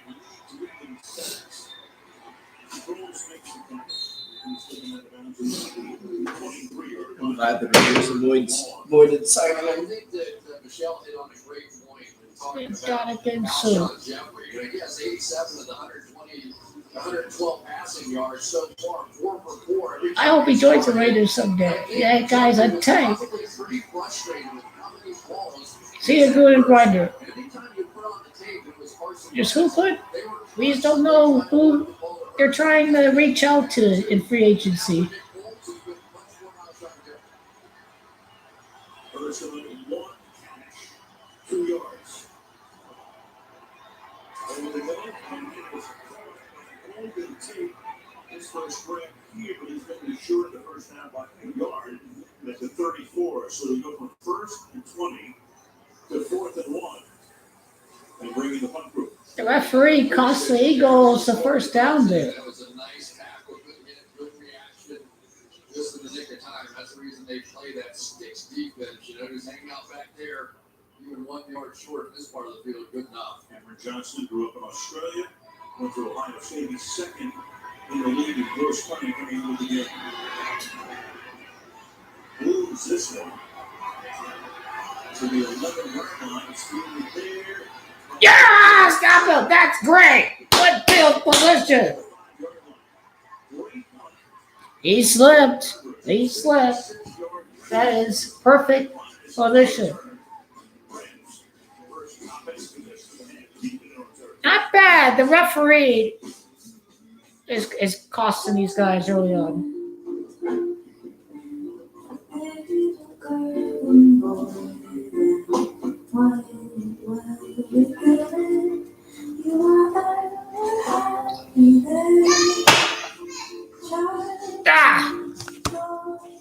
So the next score here, I'm going to go with an Eagle touchdown. I'm going full homer tonight. I'm going to go with the Philadelphia Eagles. Got to ride them all the way. Nick Foles, Super Bowl champion, right? We're not going to count these guys out. I'll give credit to the Rams if they win, though, since the Eagles, I expect them to win, to keep it alive, to be half a game out of the wild card, to really make a statement with their Super Bowl winning quarterback. And that's what I see happening tonight. Well, the Rams, you guys should take this game. I've got Eagles plus 13. I also got these guys on the money line. But tell you what, guys, if you guys choke, then you can't beat anybody at a key time of the season. And against Drew Brees, I mean, you guys are done already. You'll win against whoever you play in the divisional round, but against the Saints, I'm not going to take you guys. I'm going to take Drew Brees. Yeah, sorry. But then the pressure is really on for Super Bowl 54. We know Super Bowl 55, y'all not going to make it because they want to bring fans from outside of the city. So the home team never hosts the Super Bowl because of that. I mean, go ask Carson Palmer how he was really feeling in 2014 and Peyton Manning. Was he really pretty well, but he just wanted to save his body for another year, and the Colts ended up being really bad.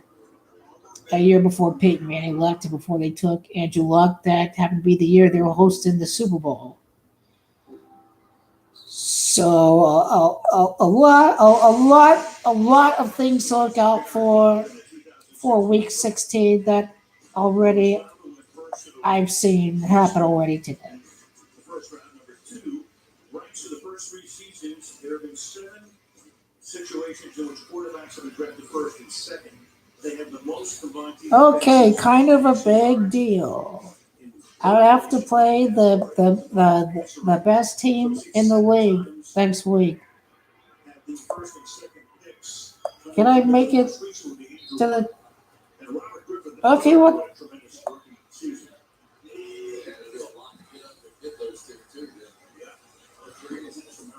Fuck Deshaun Watson.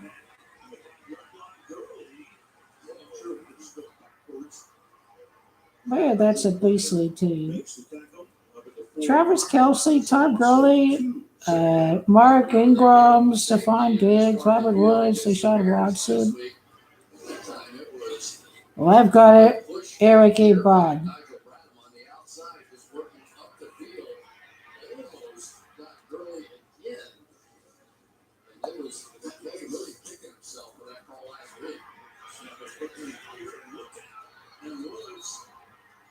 Yeah, incomplete.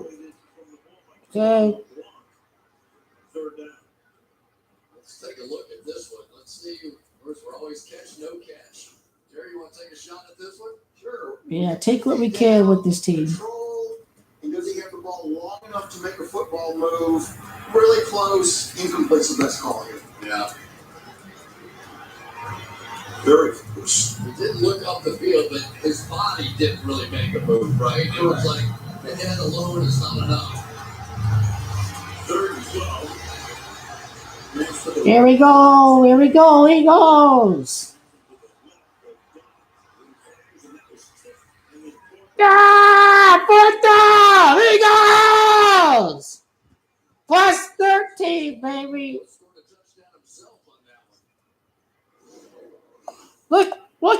Looking really good right now, fam.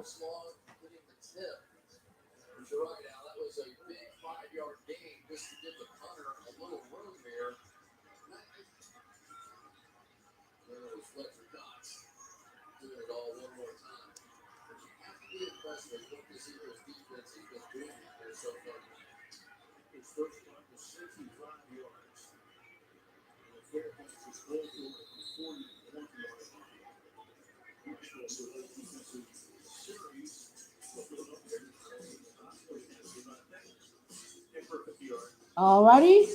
Now they got really solid field position here. Look out for the Super Bowl winner here. You have to go take the take the champions when in doubt here, and this is what it's all about: is keeping the Eagles season alive. They play the Redskins week 17, and then the game against the Houston Texans is going to have really big playoff implications. It's going to have really big implications for AFC home field as well as the Philadelphia Eagles home playoff homes.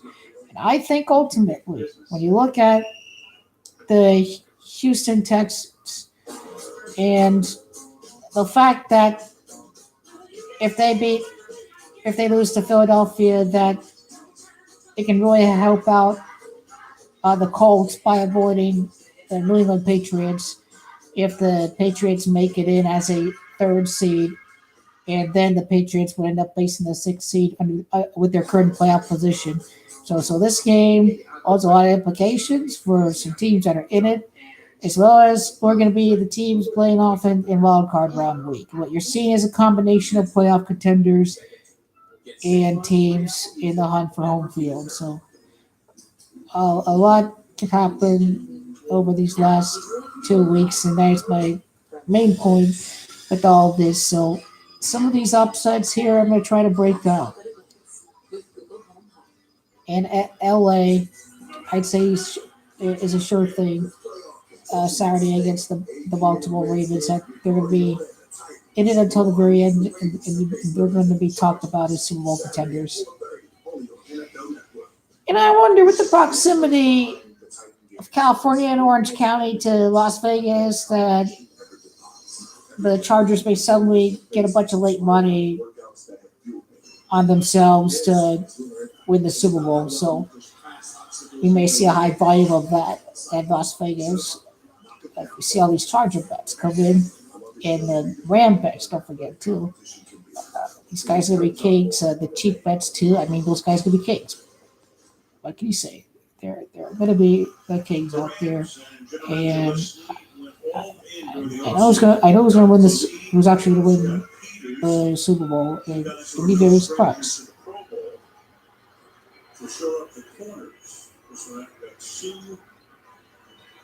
Here we go. Come on, we have to be clutch here.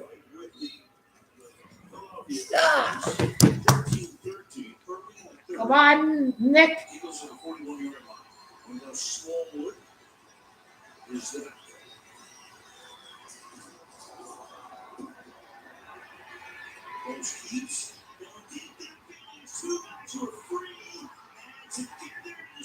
Yeah, he got him! Hell yeah! Eagles on the money line is starting to look really small right now. Both guys run right by the secondary. I don't know exactly why Dean Talib thought he should come off of that, but that was some catch right there. Alshon Jeffrey is showing everybody, you throw me the ball. Oh my goodness, dude. Take that shot. These 6 teams have fewer predictions. Yeah! Touchdown! Eagles! Here we go. I got the spread, baby. Oh, yeah. Here we go. Let's blow it up. Phillies for the taking tonight.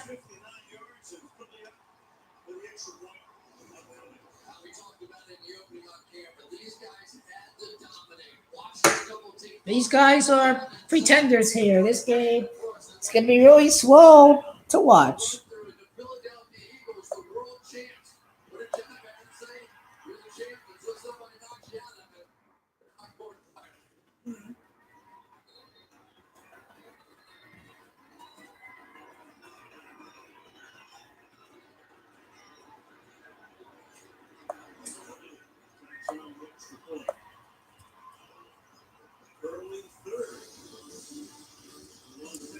What is this with Andrew Luck?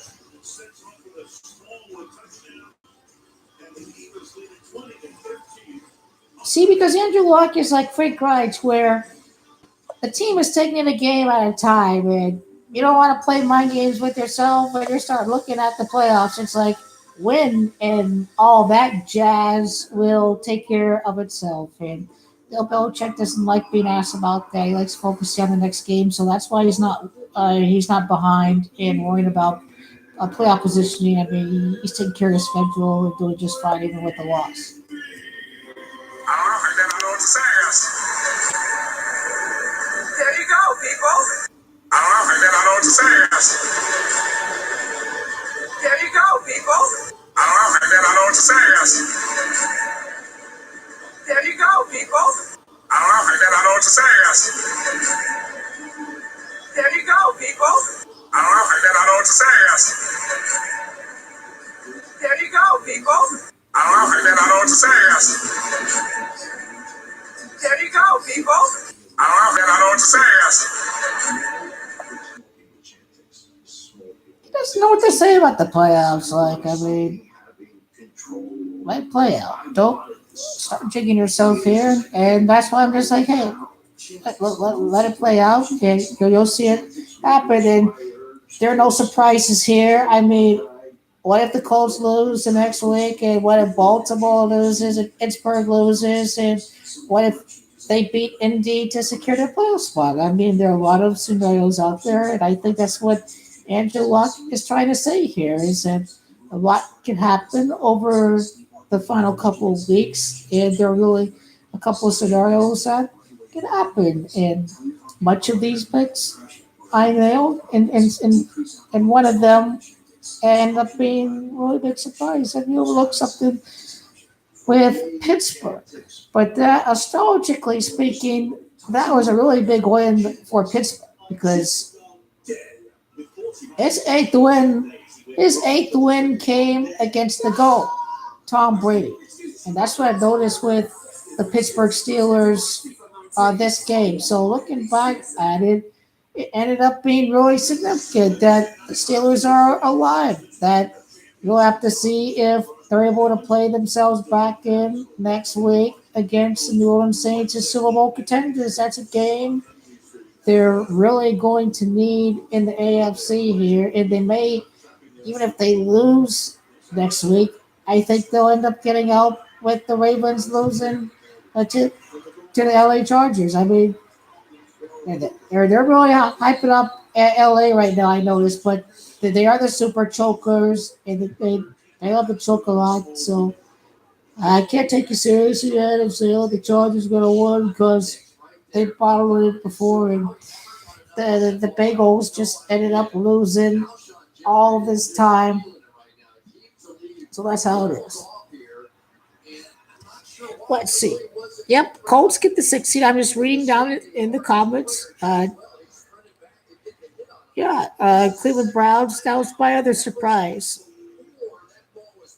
So the only bad picks were the Denver Broncos and the New England Patriots.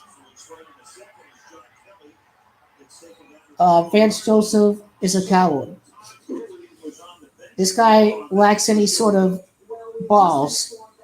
He doesn't have any because he doesn't have a spine and he's completely gutless.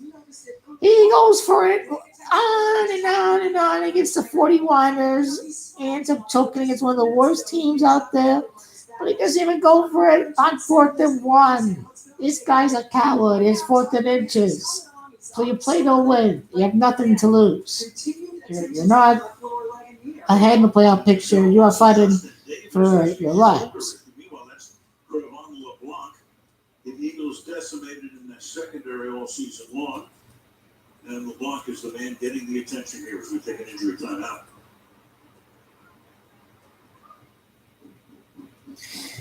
Man, these Eagles are falling like flies. How do the Eagles do it, man?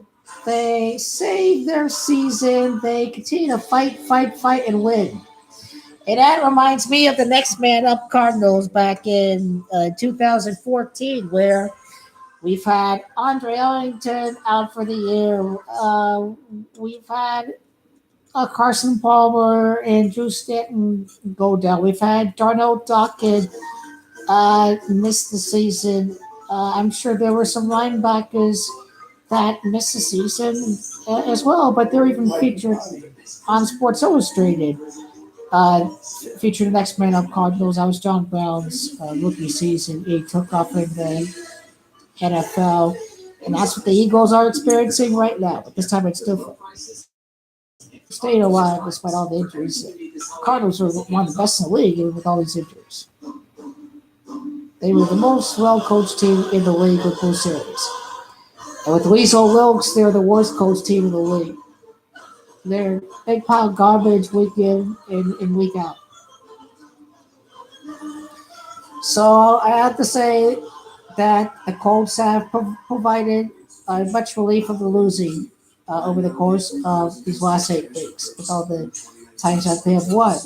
My pick for the Super Bowl when they're at 1-5, when they were at 8-6 right now, before the start of the year. All throughout the year, I've been sticking with Andrew Luck. is how I do it. And he's balling, and they're the most red hot team.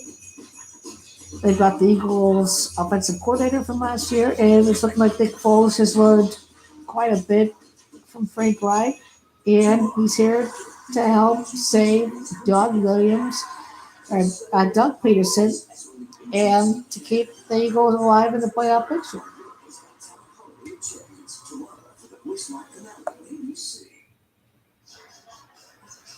Look, Gurley is still reported on. See, pro football talk. He was on the fight, trying to work his way through. But for the moment, he's on the bench.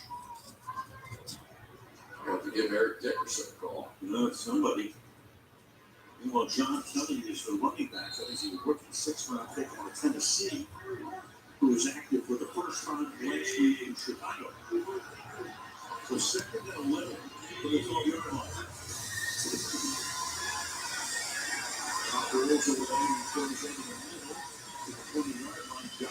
The Rams aren't all that, man. I mean, they're having to really struggle here, and against good teams, they start to fold. They were really close to losing to the Packers. They played the Vikings on a Thursday night. I mean, that was just like, really? That was before they had their offensive coordinator. I mean, they really are. They're nothing, man. The Rams don't have much long to last, and they're a really pathetic team. They're a budget garbage. All the pressure is on you guys to win a playoff game, okay? I'll make fun of all the Rams fans if their Lamb franchise doesn't win a playoff game this year. It's, hey, when's the last time you won the NFC? Okay, who's won more playoff games more recently? You know, I mean, do something, man. Don't start talking Super Bowl yet. Hope you bandwagon fans sort of lesson that, God given right to win. Well, the Dodgers are finding out that it's going to take some time before they actually do win it. That nothing good comes easy. And something like that doesn't come as easy.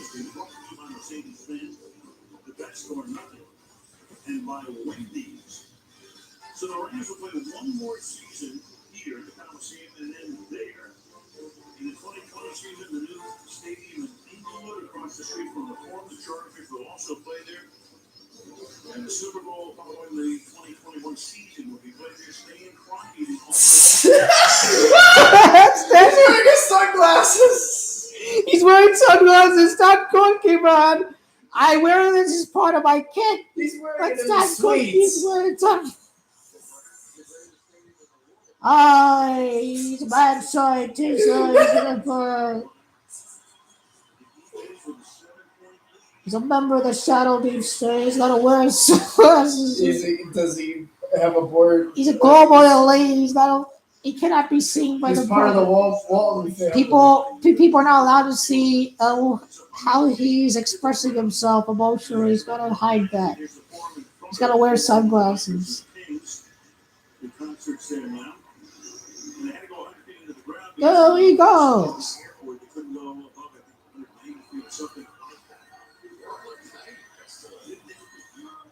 First and 10. Jeffrey's only picked up 150 receiving yards tonight. We'll do that for a short loss. When it's done, in Inglewood, here's what it's going to look like as a roof. Light comes through it, obviously, as you can see. The sides are going to be open. Okay, the Rams are going to be good up to the point that they build a new stadium. And that is going to be my prediction with how it actually went with the San Francisco 49ers. They were good up to the point that they opened Levi Stadium. And then they decided that Harbaugh was useless, that they got what he wanted from him, which was to be good before they opened the new stadium. So by 2020, the Rams are going to be really mediocre again. And these owners like to fuck with fans. They like to do that. And that's what's happening with the Rams here. You cannot win with free agency in the NFL, and that's what's happening here.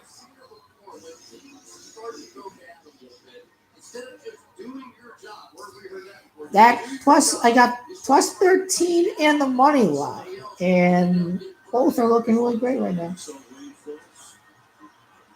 it's looking good so far. So no turnovers.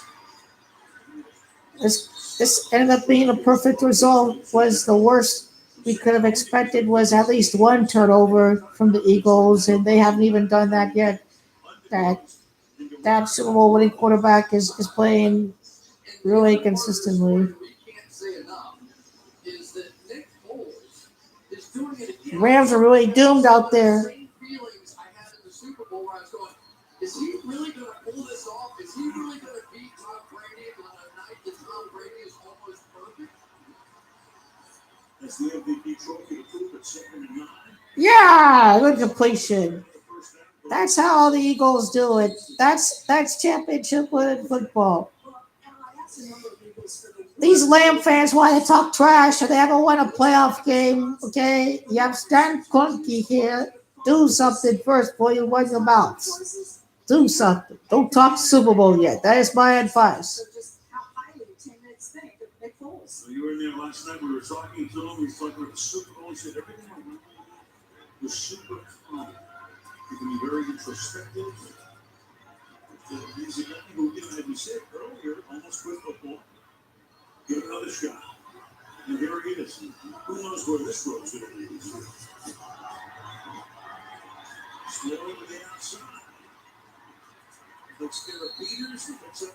That is a mediocre defense, okay? They cannot stop anyone out there. This is an overrated defense. I even thought the Chicago Bears ran the ball well against this LA Rams defense. They cannot stop teams out there. The Saints have shown to me that they can get over with one bad game really quickly, and they've shown to me that they can show that resiliency over these last few weeks. And even if the New Orleans Saints struggle against the Panthers and the Steelers, I'm still going to go with them come playoff time. That even if they find a way to struggle these next couple of weeks, that who's a fucking fine guy. They really going to call a hold.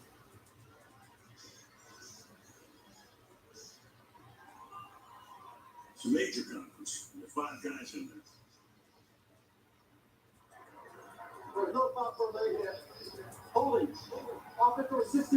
Hey, what is that? It's only first down. Okay. 9 yards small with gain. Well, now it's an opportunity for the Rams defensively. You catch a break, you're really on your heels, your star running back is sitting up on the bench, you're Wade Phillips, you need a play. And it has really been for 2 weeks now because of all the double teams on Aaron Donald. He's sitting there waiting for Dante Fowler, for Ndamukong Suh, for Ebicom to come up and make a play. And they All righty, here we go, Eagles. Represents emotion and war. Takes the face. Gets away from the first would-be tackler. Here we go, Alshon Jeffrey. By Wilson will be second down. And I like the play call there from Doug Peterson.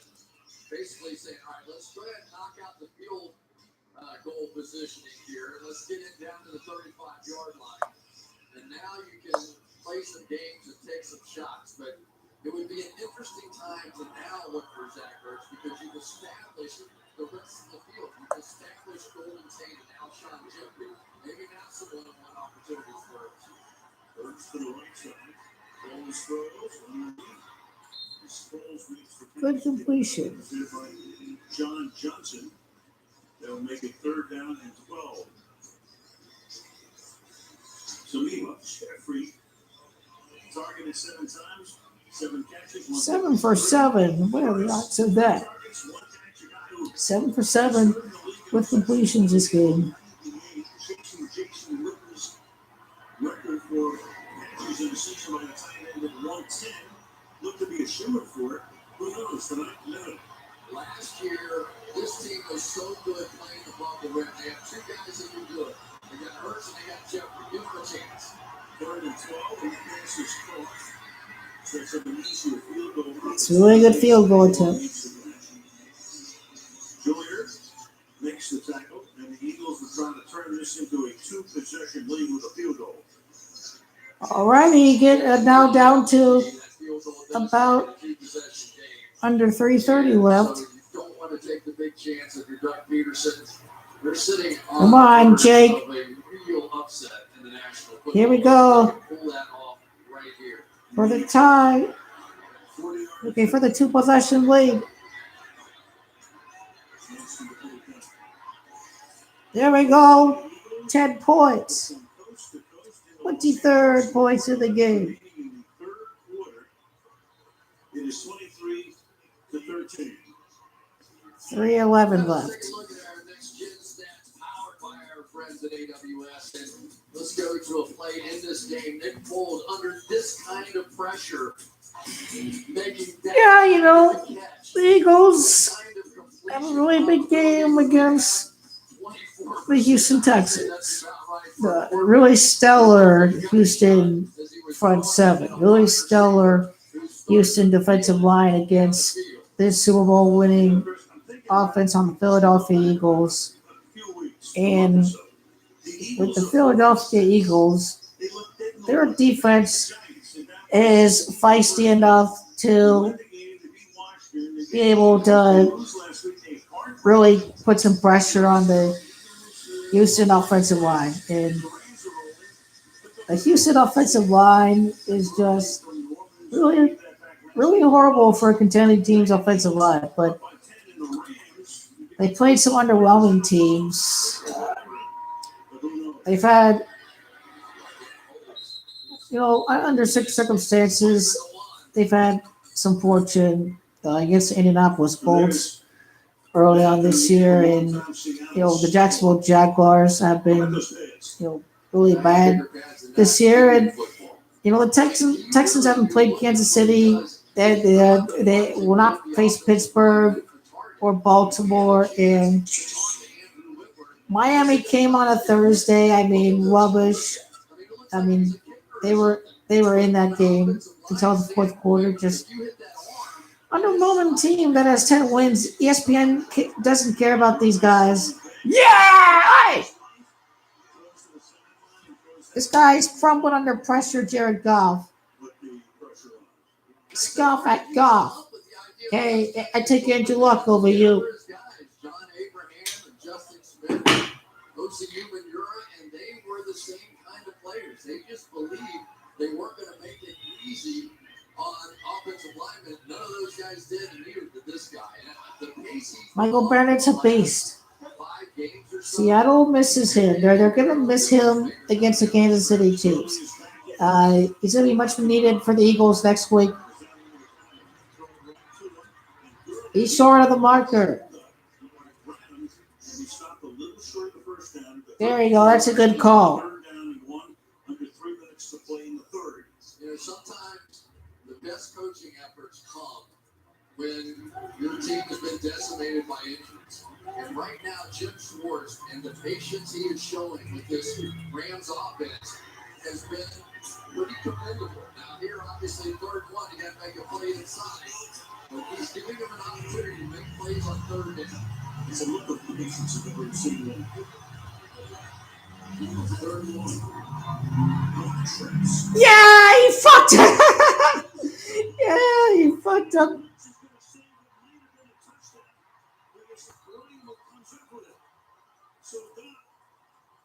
Yeah, Eagles. Eagles. Dance. Take over LA. Billy taking over LA. You don't believe what I just saw, I think is what one guy said, right? It was, Daddy. Look at this. He's going to get stepped on, right? That happens all the time. No problem. Ah, that was bad luck, that play. He just steps on his offensive lineman. And it's picked off out of midair by Corey Graham. And this improbable journey is continuing for the Philadelphia Eagles. I mean, the things that are happening in this game, it's just remarkable. It's Luke Bruget Hill, who forced the issue once he got in there. Bray with the pick, and Goff has now thrown 7 interceptions in the last. It's counted as interception on a fumble. Wow. We talked about the patience of Jim Schwartz and what it means. What it means is keep giving your defense a chance to make plays and giving the Rams chances to mess up, which they just did. From the 12 on first down.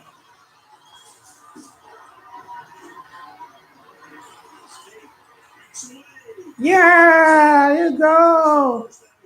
He's going to get a touchdown here. Spotted at the 4-yard line, reception 2. Just run it in here. Good. A week ago, comes up and tries to make the play back like he did last week, but Smallwood got just enough of them. And now some of these component parts are starting to come together. Now you're starting to see Golden Tate and Jeffrey make plays and Sproles and Smallwood. It's not just one guy in Zach Ertz. Smallwood in the backfield. Give it to him. Hell yeah. Touchdown, Eagles! E-A-G-O-E-S, Eagles. That plus 13, I've won, baby. I've got that. Looks like I've got that money line here. I They've, have a +9. there we go. I've got the money line too. And Philadelphia, with the extra point, will be up by 17. Jason Peters just drive back into the end zone. And the guy who will never show up on the stat sheet in this game, who's had a big impact, Dallas Goedert, the other tight end on the Eagles. Elliott bangs it through with a Man, this game is over. in the third. Literally is. Back to the Goff. The Eagles can't really choke it again. I mean, they already did so against the Panthers and the Titans this year. And the only difference is that Carson Wentz played those games, but they've got their Super Bowl winning quarterback right now.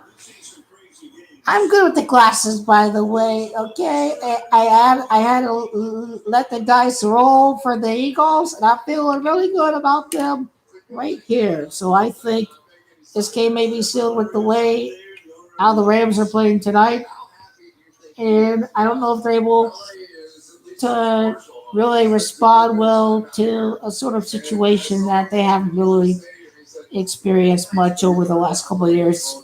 Is being down.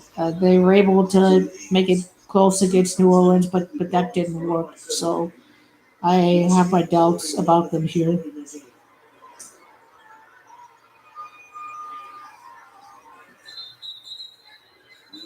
They have to dink and dunk here. 1 TD, 4 field goals, and 6 turnovers in the last 2 games. Now it's been the same formula. It started with the Detroit Lions. And There's no competition in the NFC West. They get 4 wins against the 49ers and the Cardinals. What if the Seahawks don't make the playoffs? Since they have to play Kansas City, don't forget as well.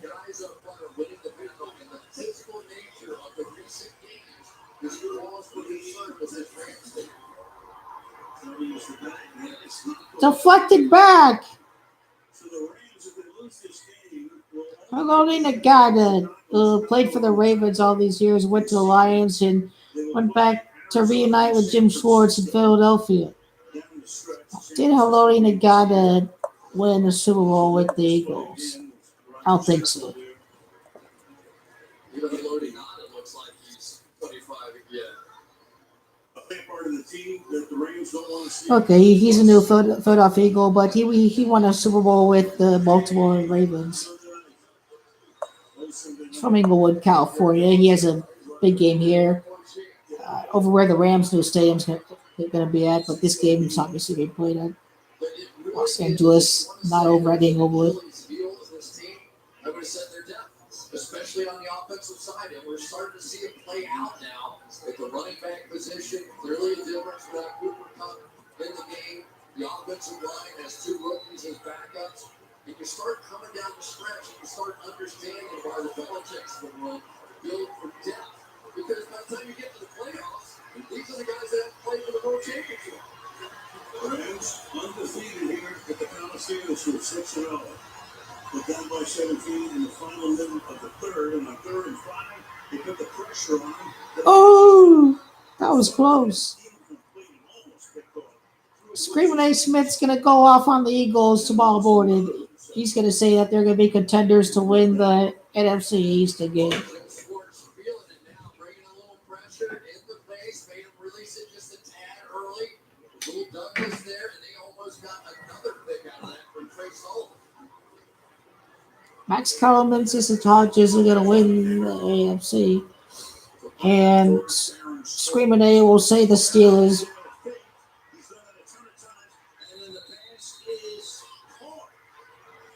They had to keep their chances alive of even remotely staying alive this game.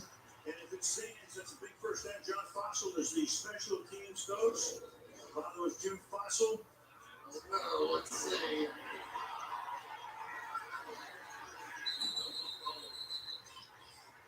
Come on, Terry.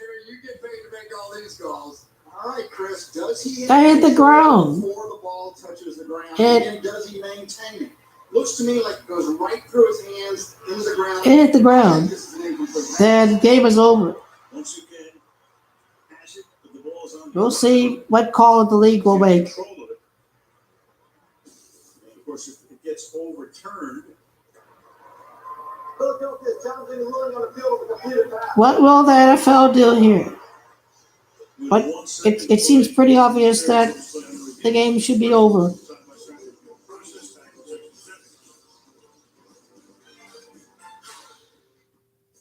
We're in a small room.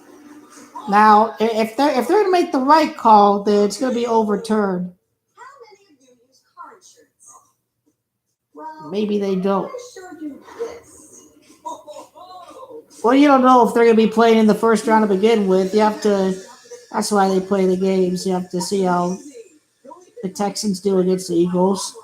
You have to see New England win as well. They have a tiebreaker over the Houston Texans. So easily, a Patriots win and the Texan loss completely reverses today's results. So there's no guarantee that Colts are going to be playing New England in the first round. They may end up facing Houston in the first round. But they're going to end up winning the season series against the Texans. They're going to win 2 times out of 3 against Houston. They'll be in the wild card, Houston Texans. I will go with Philadelphia to make things very interesting to be alive in the division. the limits still going over the replay on the tablet. If it gets reversed, we'll be back at the 30-yard line. Looks like it kind of squirts through there, doesn't it? It does. That should be overruled. After reviewing the play, the ball hit the ground. It's an incomplete pass. Okay, good. That they had not just outright fixed the call to extend the game. I mean, I've seen everything with the NFL, but that was the right call there. Philadelphia can score the 37 points over at this location. So I'm typing it in my laptop. So they're going to score a touchdown. Coordinated back in 2012. 37 points. Oh yeah, I'm following along with the script for this year, and the hardest part about following a script is sticking with it. And I've stuck with Indianapolis all these weeks, and they've won 7 out of 8. So, really, we may witness history playing out over the course of an NFL season. And some of the things that I have documented for this NFL season that may come into light. With New England's game against the Pittsburgh Steelers is a really big reflection, and that's something that I will cover is what happened with today's game. There was some goat astrology with the Steelers' 8th victory, the the GOAT is number 8 in the Zodiac order. And the next Patriots loss would be their 6th loss. Andrew Luck is a snake, so that's what's looking like may happen at this point. Is New England to win out against Buffalo and the Jets, and for the Houston Texans to end up losing to the Eagles.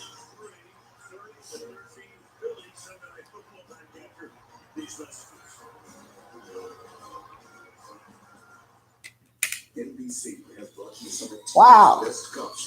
We really have to watch the fourth quarter. Well, who knows what they do. I checked everywhere. Nothing's on fire. It would be a crime not to watch. That's how we do it in the 99. Catch back guys and look good to it. Pound it out.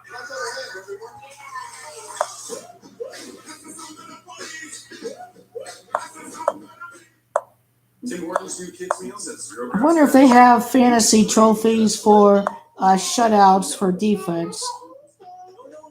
It feels good to say yes for a change. New Jimmy's Millie's Kids Meals. Only I'm going to go with Brady retiring after he loses to the Indianapolis Colts. That's what's probably going to happen. So, Philip Rivers against Tom Brady and Andrew Luck against Patrick Mahomes. Old gun against old gun and young gun against young gun, because there's Peyton Manning, but then since there's no Peyton Manning, it seems like that quarterback is Philip Rivers. So ultimately, we may end up seeing the Chargers in the divisional round of the playoffs against New England, from what it's looking like right now today. Now get up to $3,500 total savings with holiday event cash on the 2018 Tucson. Let's see. Only during Hyundai holidays. Happy holidays. Stock up on gifts at Men's Warehouse. Now through Monday, take 60% off designer suits. Designer sport goods of $179. Plus all fashion to $399. You're gonna like the way he looks. The new hardwood floor. Do what you say. Well, let's look at the playoff scenarios as we get set for the fourth quarter. Eagles to win the division have to win out. Cowboys would have to lose out. The Cowboys have Tampa Bay at home, and the Giants, the wild card, with a win they move within a half a game of the last spot, currently occupied by Minnesota. And the Vikings are at Detroit next week, and then at Chicago at home. Rams, that's record right now in the NFC. Saints hold the tiebreak. They play tomorrow. 2 wins away from clinching the first round bye, which would mean they'd have to win their next 2 if they lose tonight. Anyway, we start the fourth. Okay. Let's see if they score a touchdown here. Let's see here. You enjoy watching the Rams? Oh, I do enjoy seeing them lose. If that happens. So there are some excited people in New Orleans right now. I'm glad I'm trusting this late season ratings theories.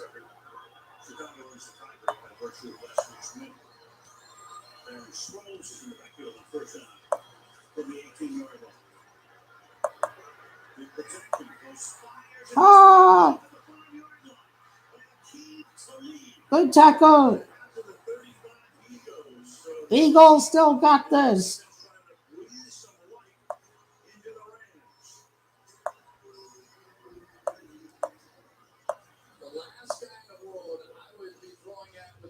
Eagles should still score a touchdown to get the 37 points. Oh, honey. How deep can they go?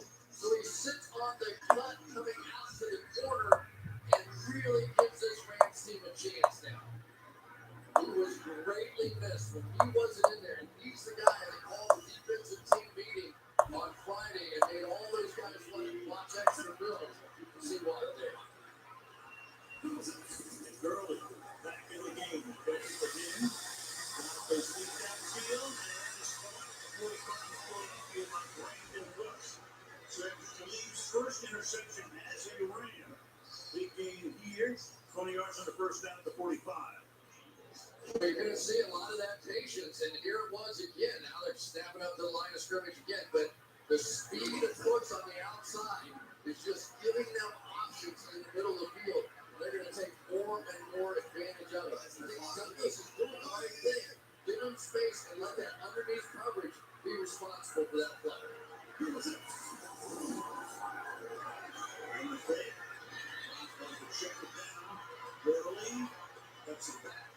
See you getting close to 13 minutes. They're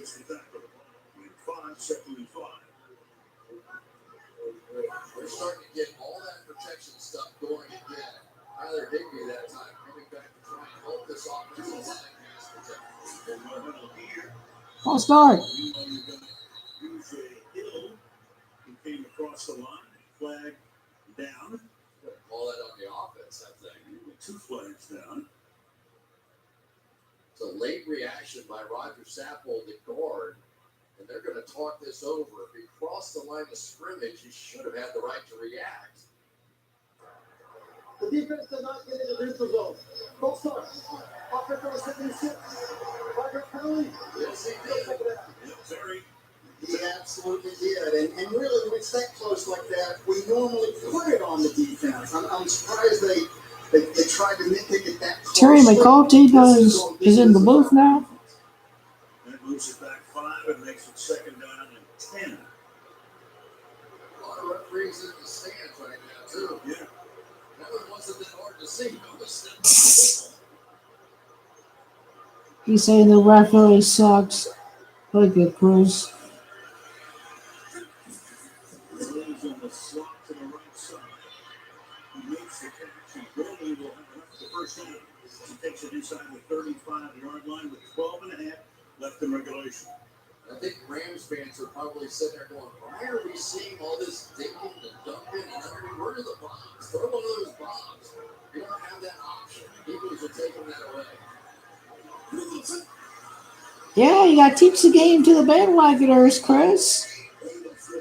I like how you're addressing the Rams fans like that. Thank you, Chris. You understand where I'm coming from with these Lamb fans. Boom!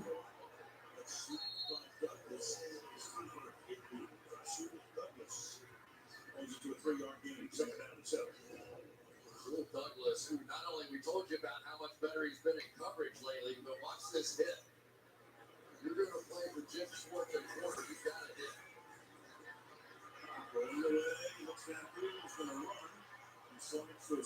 Good defense there. Don't tackle Jared Goff. Short of the first down.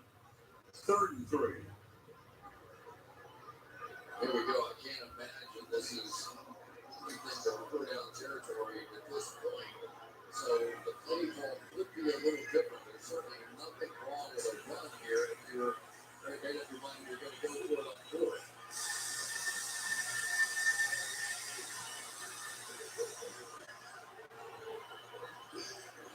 Here we go, under 11 minutes. Oh! What kind of tackle was that?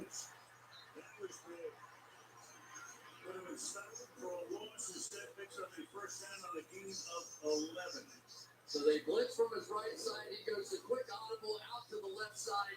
But for Woods, if he doesn't break this tackle, it's a loss, and they're probably kicking a field goal. Huge play in the game. Great play by Woods. You know, Philadelphia takes a timeout. First timeout. With 10:35. 30-second timeout. So, you know, we start the game tonight. We talked about was that a 1-off or a 2-off, the way the Rams played in Detroit and Chicago. Could be determined, but right now it doesn't look good. No, it doesn't. And I think a formula now has been set a little bit. Play soft in the secondary, allow them to go underneath, and double team Aaron Donald on the defensive side. Other guys are not stepping up and making plays in the pass rush the way that Dinking and dunking is what they're doing at this point. Can they really do much? And the field condenses now.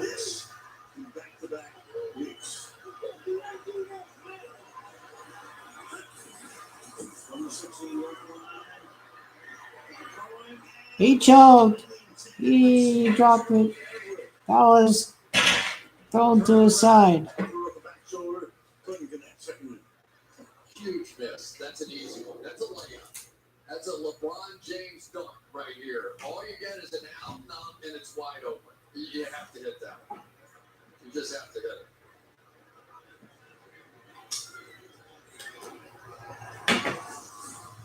Second to 10. From 16.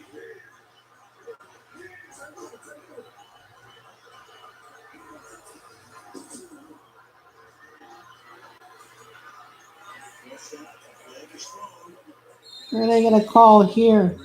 Holding. Flag down. We'll get the call from Vilvinovich. Yep, that's going to be a hole.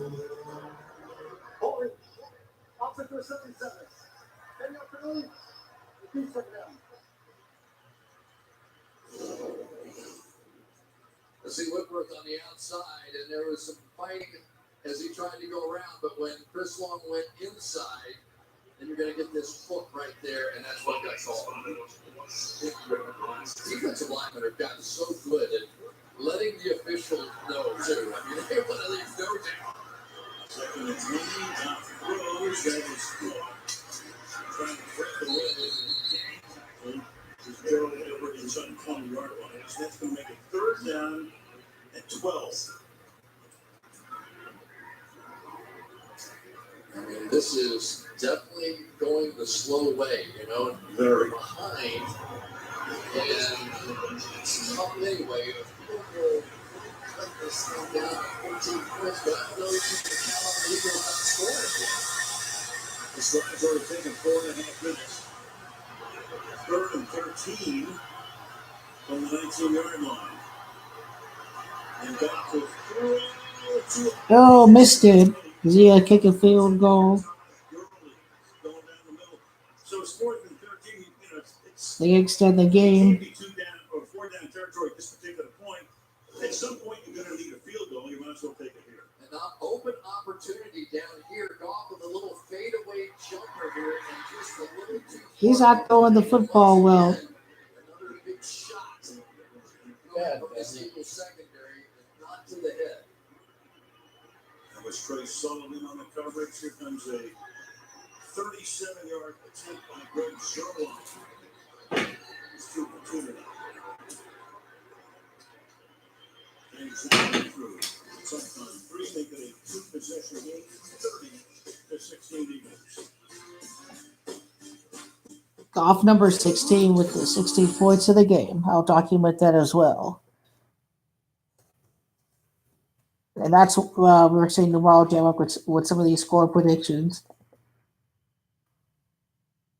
Score 16 points of the game.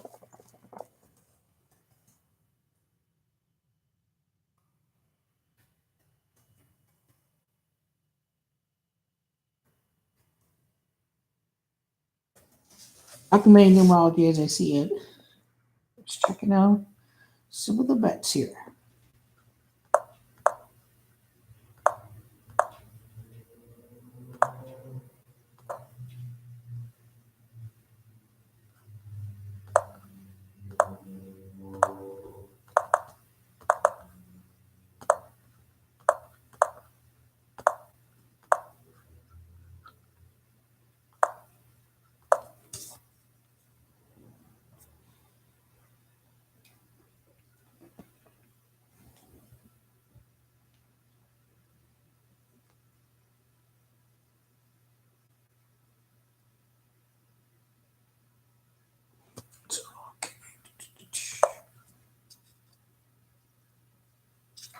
Tony, are you ready for the Chinese takeover? I don't know if they will. They have to put up with a bunch of gun-grabbing Americans if they want to invade. I was so but They'll use strict Chinese discipline to take over. the Chinese would try to start a cyber war. That's what the Chinese would do before anything take us else. over. It would send electric magnetic pulses that take out the internet systems.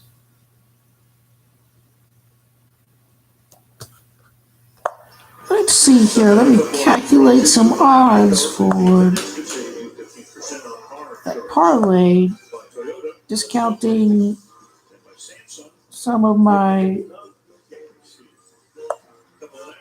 teams that were not pushes. So let me do that.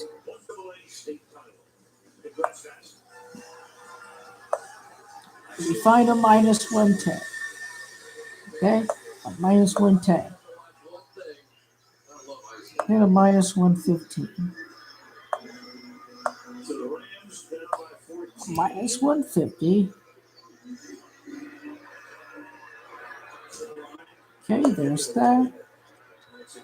So we're at 4.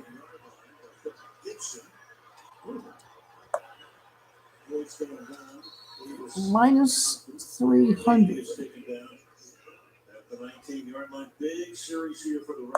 So we go to soccer. But you're coming with Nick Foles off of that interception. So a little So bit any minus here. minus 400. Okay, so minus any minus 500. Let's do not many minus 400s for hockey, is it? Oh, I found one. Texas kid went to the same high school as Foles as Drew Brees. Plus 175. Second out of 8. Plus 180. Anytime Aaron Donald gets a one-on-one block, you can pretty much just chalk it up that he's going to win. Okay, another minus 150. I think I did. And when you talk to these offensive linemen, Perfect. they'll tell you there's no combination like this guy of speed Then and calculate. power. So you can't sit on the speed because he'll just throw you back into the quarterback. And if all of a sudden you try and load up on a power move, he's so quick, he's around you, and then your quarterback anyway. Foles that short drop. Yes, first down. How much was that? That was 5. Okay.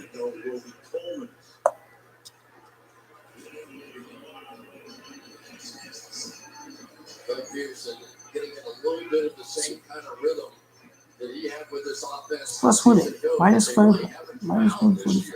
Okay. This lines up now. The game didn't make it, but they stayed aggressive.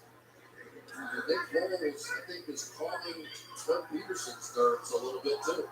Don't have all the read option and the run and the outside the pocket game that you do with Vince. But you have a guy that this team believes in. He's helping the clock here. This is the Adams from over the outside. He's taken that from behind as a flag. Then Jack Johnson makes the tackle. And have a hold here. Holding offensive rating 2. 10-yard penalty. Be first down. Number 3 tight end Richard Rodgers. That was a death grip too. That was a double-handed, one shoulder pad hold. Back there, you can see that one pretty plainly. But that's what they needed. If you're the LA Rams, you have to get the football back. Now here you are. There's Carson Wentz and Nick Foles are good buddies. Which one is that? Okay, the plus 180. At that.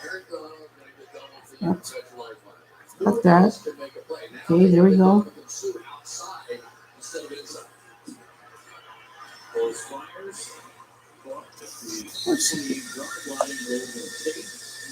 It's minus 119. Second down and 13 after a gain of 7. That's just 3. So I get rid of one of those. I get the minus 190. Sounds about right. Yep. Well, Skip Bayless is the same guy that said that, oh, the Colts scored 0 points against the Jaguars defense. Well, guess what? He's got to eat his own words. Let's replay Skip Bayless. And let's show the score of the game. Okay, this is gonna be good. We're gonna roast Skip Bayless. I'm gonna play the clip of him. It ends up being really ironic. I wonder if Skip was reading off of a script or if really what goes around comes around for Mr. Skip Bayless. So yeah, he can go eat his ward. 0 points for his mediocre quarterback. America's most mediocre team does not disappoint at all.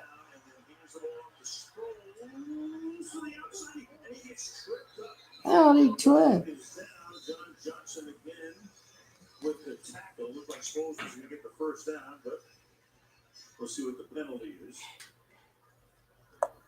Against the Eagles as he looks over at the bed. Okay, that's approximately 6:30. Then Then 94. penalties on Lane Johnson. Then 50 the yardage. So you got to get a ball other back. bet. Hey, that was another big play by John Johnson. He has made a few of them in this game. Check my Well, bets. the Rams just took a timeout. Yep, that's 65.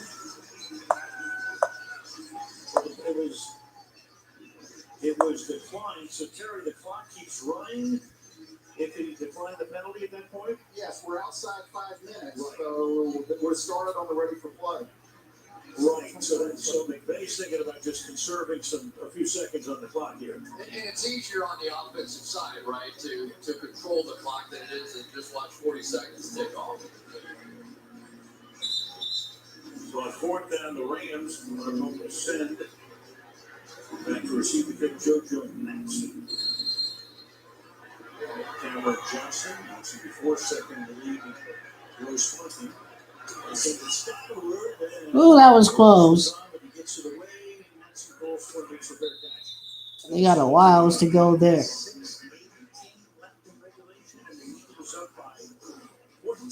Get Jared Goffley a touchdown drive. I think he can. I've correctly predicted the last 3 NBA champions. I'm going with the Houston Rockets this year. I'm gonna ride them until at least February. I'm gonna see if they're gonna pick up an All-Star. I'm gonna see if they're gonna turn it around. There's always hope that they do. That Chris Paul can put together something special with James Harden. They gotta find that 6th man that's gonna come off the bench and do sort of some of the things that Trevor Ariza and Mbah Moute did last year. So they got to really do something here.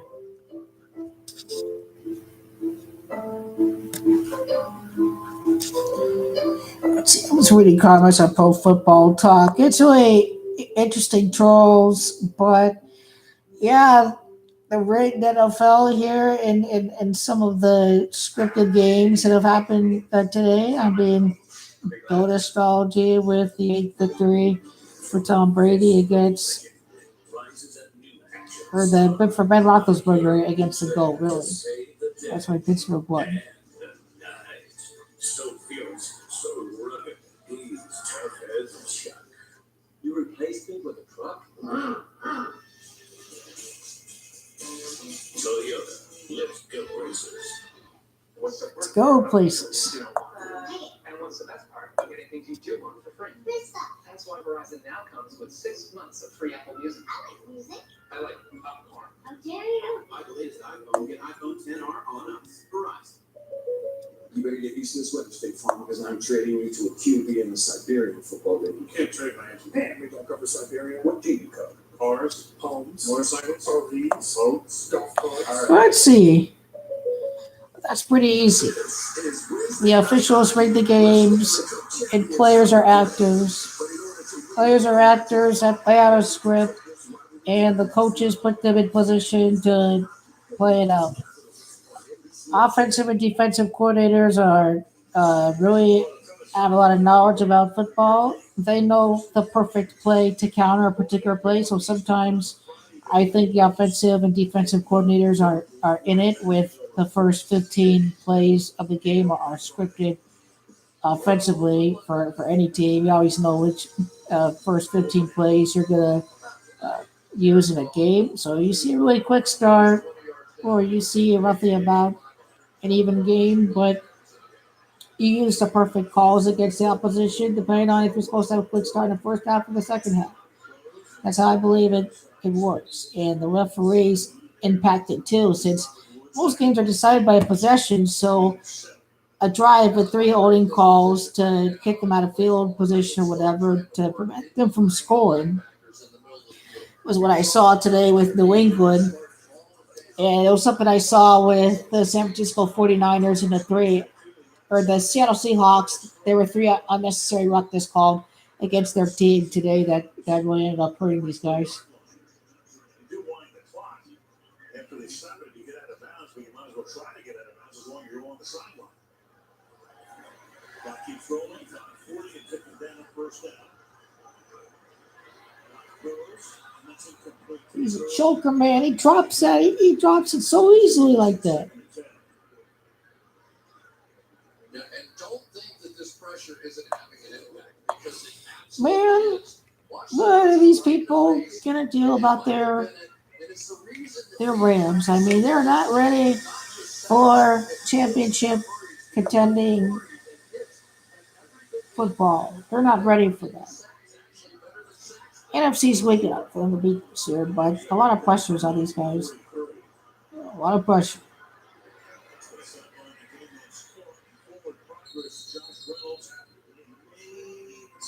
First down will be very close. Okay, that's the right call. Stayed in bounds, the clock keeps rolling, and it's a first down. And one of the reasons that Jared Goff isn't comfortable trying to work behind the linebackers, those plays take time, and he doesn't have time. He's in with a 4-man rush. Here they come again. Bam! That Eagle defense putting some solid pass rush on there. Makes the stop under 5 minutes now. 2nd and 5. Jared Goff may have some trouble getting out of bed tomorrow. At the end of when he makes every throw, it seems like tonight, he's getting hit right in the belly button.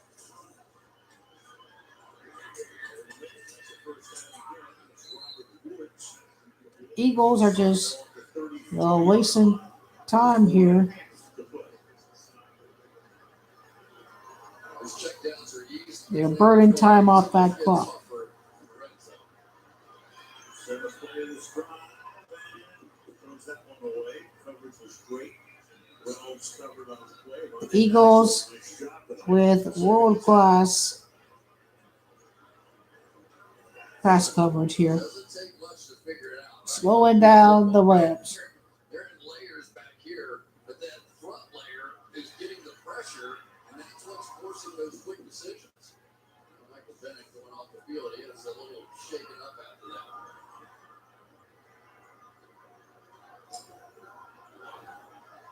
There's a breather, nothing else. Second down 10. Yeah, another choke there. He drops it. Nothing can get caught tonight. Falcon is 29 of 45 for 267 yards. Sometimes you can look at the feet of a quarterback and know he's used to being under pressure. He's sort of flinching around, and there's really nobody in sight. But they used to call it, at least in Cincinnati, the clock in your head. The clock in his head has been sped up in this game. How can Goff handle pressure? I don't know. 3rd and 10. Those are the Eagle fans trying to change the signals. Protection good this time. Yay!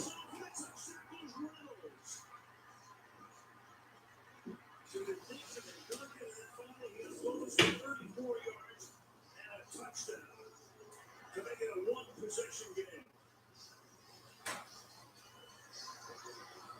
Great read by Jared Goff that time. The safety on the other side of the field worked over to the trip side so you get one-on-one on the backside with no safety help. Outside technique, let's see if he gets in or not. Good look here. The knees down, the ball short. Short. Oh, just short. Don't forget, it doesn't have to be the knee, it can be the shin as well. Previous players under review. You don't need a challenge because it was ruled a scoring play. Looks like this is going to be overturned. Get the result. First and goal at the 1 yard line. Tony, this is exciting. It is. That's why I'm still watching. We should have gone to church, though. Guys, they want us to be watching football on the day of rest. This is why the NFL is being hosted on the day of rest. Okay? But I want to worship the Lord. Don't you too?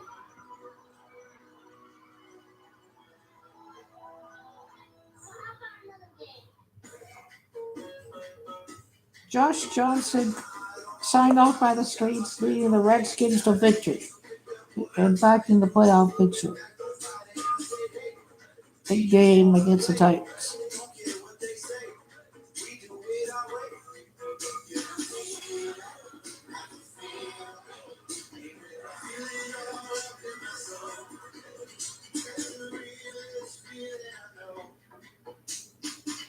Kohl's makes holiday shopping easy with the brands they want. Kohl's Cash for you and buy online, free store pickup. Shop Kohl's.com or use the Kohl's app. Most orders will be ready There's within 2 still hours. a need for some elite quarterbacks in the NFL with how Marcus Mariota is playing today, or Ryan Tannehill and the Dolphins being a bunch of jack-offs again. Always on and off.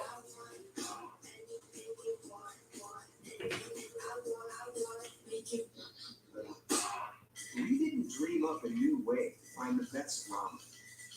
We never thought, you know what Mars needs? A dune buggy. We didn't decide you should be able to share your home with travelers from around the world. We're not the ones who imagined one day we'd all be streaming movies, or whatever she's about to do. But when asked if these ideas were possible, we're the only cloud with the capabilities, experience, and know-how to make them happen. AWS is happy.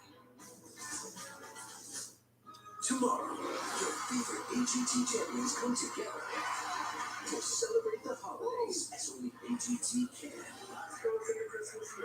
America's Got Talent Holiday Champions tomorrow after the Voice Live finale on ABC. After getting the play, the runner is short of the goal line. First and goal, okay. So that's for those A few more seconds off the clock. They will also wind the clock when the ball is ready for play. That's what's going to happen here. And what is McVay sending in to try to make a one possession game? We're back to 30-16. Guard away. Every tick now valuable. The line that was in a hurry, snapped in a hurry, got thrown away. The pass is long and Joe, intended for Gurley. so hard to put you in. And the Rams are ready to snap the ball. Second and goal. I give him credit. It is so difficult to try and jump to that alignment and assignment of that bunch formation, but Jim Schwartz had him ready. It's like every quarterback should have that Tom Brady jump up in the air and spin the ball. Gurley is the back. Give it to him. In the end zone. Fantasy points for the Todd Gurley people. Into the end zone. And now it's a one possession game. Eagles are going to close it out here. Sullivan, the veteran, think it's on Lodi Nada right here. Watch this little cut block, and that's what really created the gap here. Get one guy on the ground, and that's really all you need with the power of Todd Gurley. Greg Zerline. After the hold.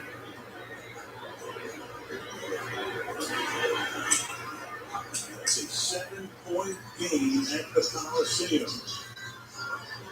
4:06 left in regulation. Let's go back to the almost touchdown. You can see the safety here, and this guy's sort of leveling off. So they understand the middle of the field is going to be wide open. But again, it's great as long as you have protection, which they did this time. Really well ran out by Jared Goff. Saw that move over the top, knew exactly where he's going to go. Very accurate deep ball thrower. It's really been one of his strengths. That guy right there is another one of his strengths. Yay, the Cardinals have the number 1 pick in the draft. 30-13 after the Eagles exploded for 17 points in the third At this quarter. point, Right now, yep. Aerial coverage looking at downtown Los Angeles and Staples Center foreground there. Being brought to you by Geico. Never any traffic here, Chris. I thought it was a Christmas tree for that, all these red tail lights. Only every night. Oh my gosh. Yeah, it was an hour and a half, 20-minute drive the other day. Eagles were expecting an onside kick. Instead, they get a bouncing ball that exposes from the field at the 16-yard line and get taken down about a yard past that spot. So now, that Ram defense pretty much in dire need of a 3-and-out. Rams do have 2 timeouts remaining plus the 2-minute warning. I had a long talk with Nick Foles about this very moment. He said, my dad taught me back when I was playing basketball. Don't look at the score, don't look at the clock. Take the play call, whatever you're doing, the next shot, and just execute it. Don't get locked up because it's a close game now. Read it out. Do whatever you're supposed to do on the play and make the play. The Iceland's Rays, they start on the ground. And limit slow to the game of the couple. And 1 second down, and it's called 8. And get the timeout. So the chips move to the center of the table now for Sean McVay. He's playing for his 3-and-out right here. Very impressive, though, isn't he? Sean McVay, I mean, amazing memory, amazing success in this league at such an early age. Such a feisty competitor. Incredible memory. James Carlos, John McVay, the one-time coach of the New York Giants, GM of the San Francisco 49ers, in the halcyon days, got the job before his 31st birthday, and did a tremendous job last year, Coach of the Year. Meanwhile, the other guy just so good, Peterson won the Super Bowl. And now you got a flag here before the snap. False start. I think some of the pre-snap movement on the part of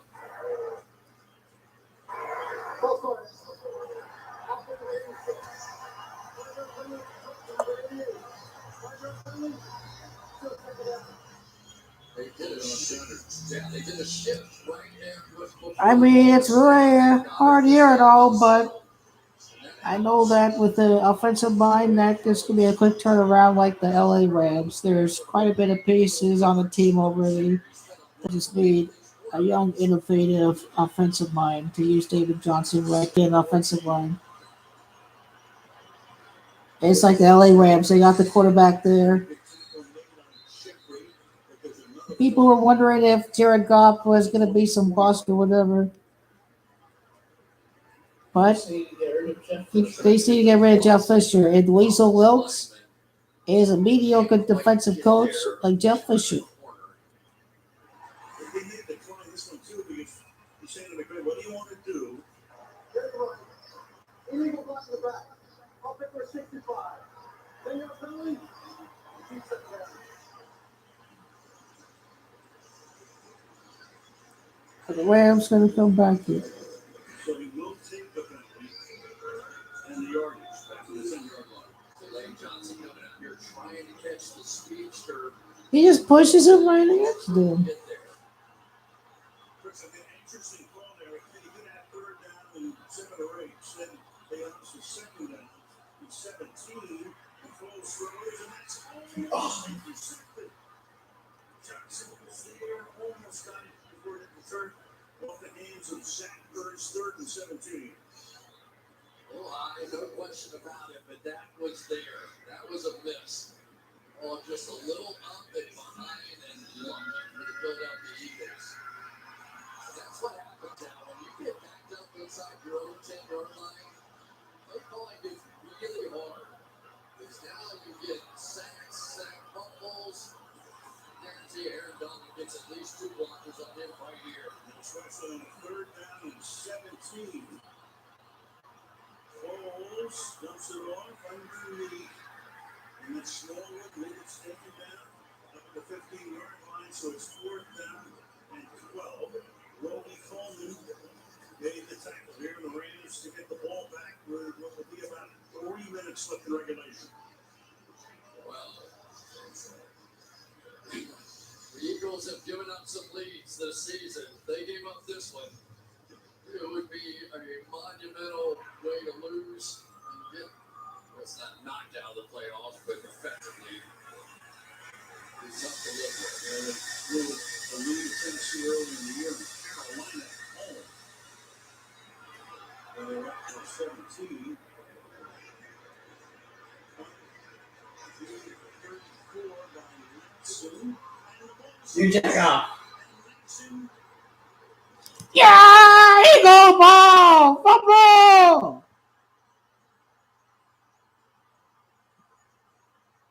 Man, oh man.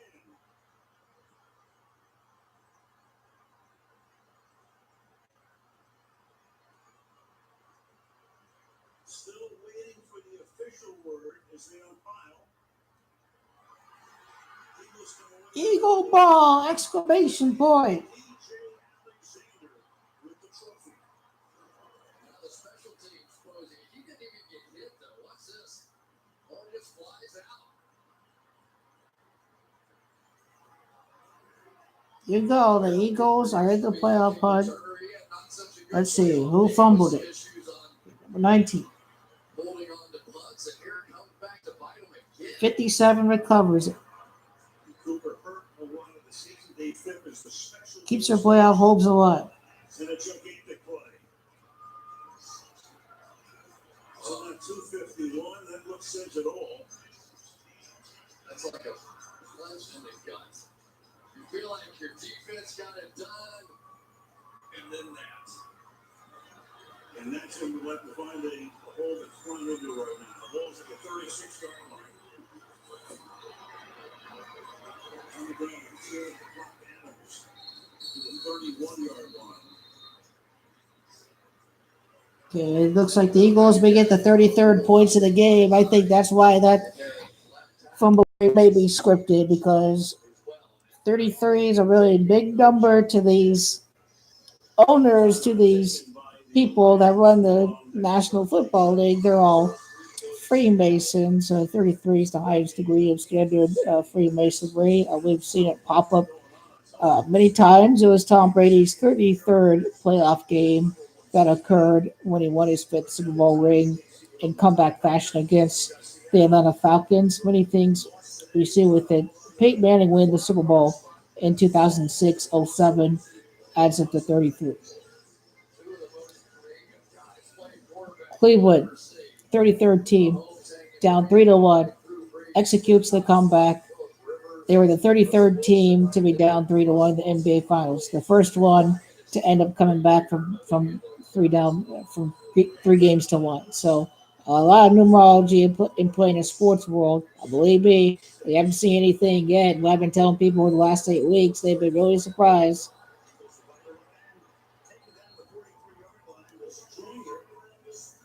That's very interesting. Let's see where the play clock is. The play clock is actually 1 second further than the game clock. I thought they could run that play if the Rams could stop them within a 2-minute warning here. And one more play for what may look like a field goal attempt for the game, or to give the Rams one last chance to try to tie the game.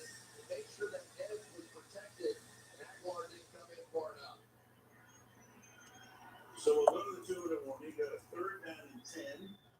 How about the edge of field goal range? I'm probably gonna watch the Champions League draw. I'm really anxious for it. Are you gonna stay up early or wake up early? I'm probably gonna maybe sleep for 2 hours and set an alarm, because I guess out of the way I should stay up, but there's more possibilities, so that's why I'm more anxious for this one. Like, let's say compared to the semifinals. What about the Europa League?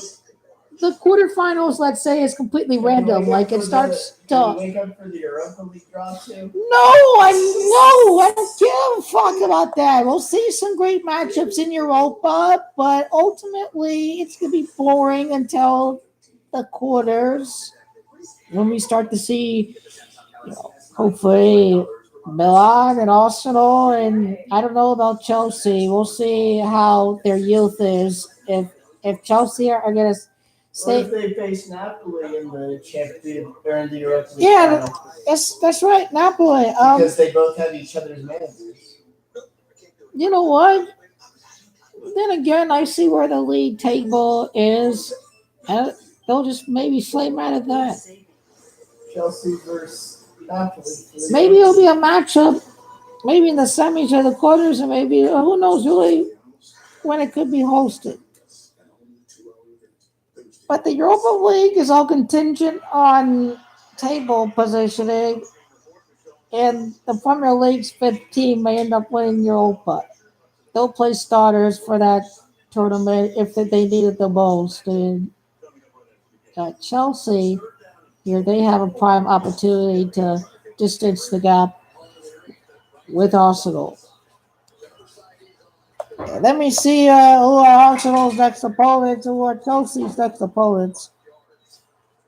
You should do a Europa League prediction. Let's see their next games before Liverpool are. Tony, what are your Europa League predictions? I don't know about Europa League.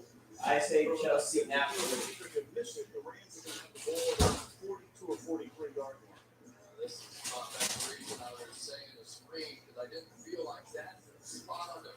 They're gonna run down the clock here and call a timeout.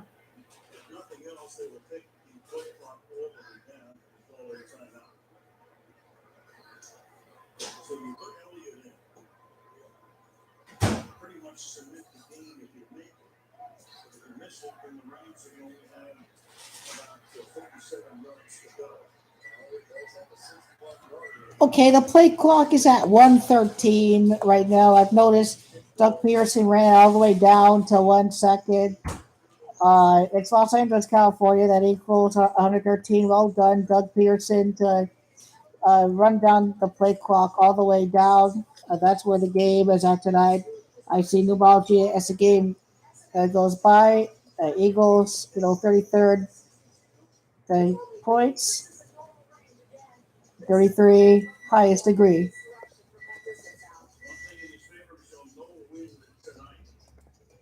It's Freemasons that run the NFL. And this is how they operate. But remember, with the National Football League, that ultimately we're more excited about the product if we see these results. So don't get all butthurt about it at the end of the day.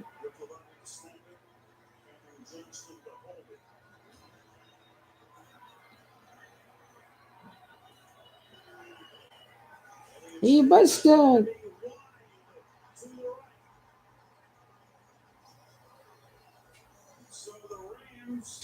Choke and choke. The Rams have a lasting chance. Oh, the Eagles choke another one.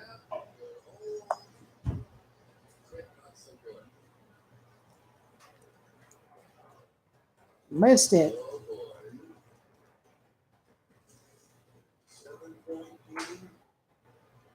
Rams have no timeouts.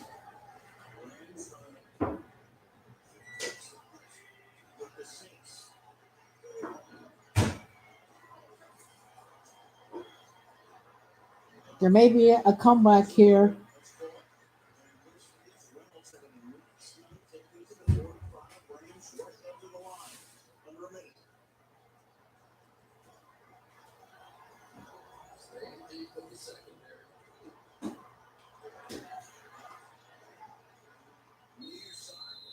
They're getting some quick yardage here.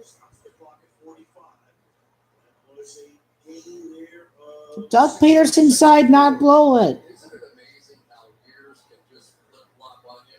How everything went so right for the Eagles a season ago. This year it's the Rams, and everything seems to go so right for them. When they polish this off, this comeback. Do the Eagles have the proper psych to be able to not blow another lead?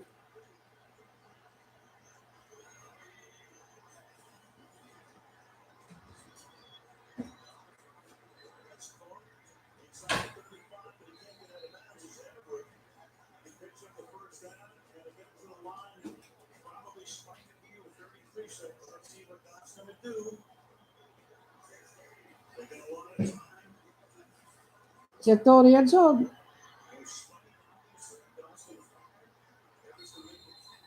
20 seconds left.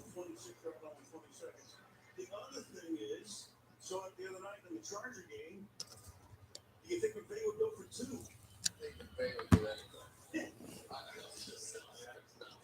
There's nothing you can say at the end of that sentence that I would 31 points for the Rams before the Eagles face the Texans. The announcers have ideas.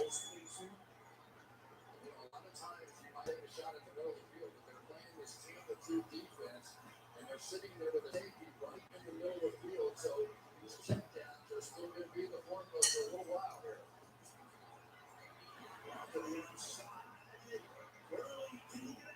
He's not out of bounds.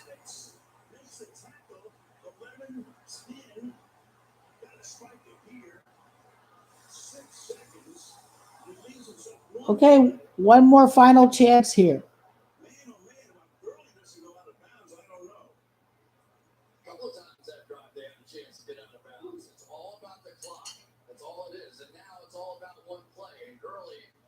Make it off the field. He's a wreck.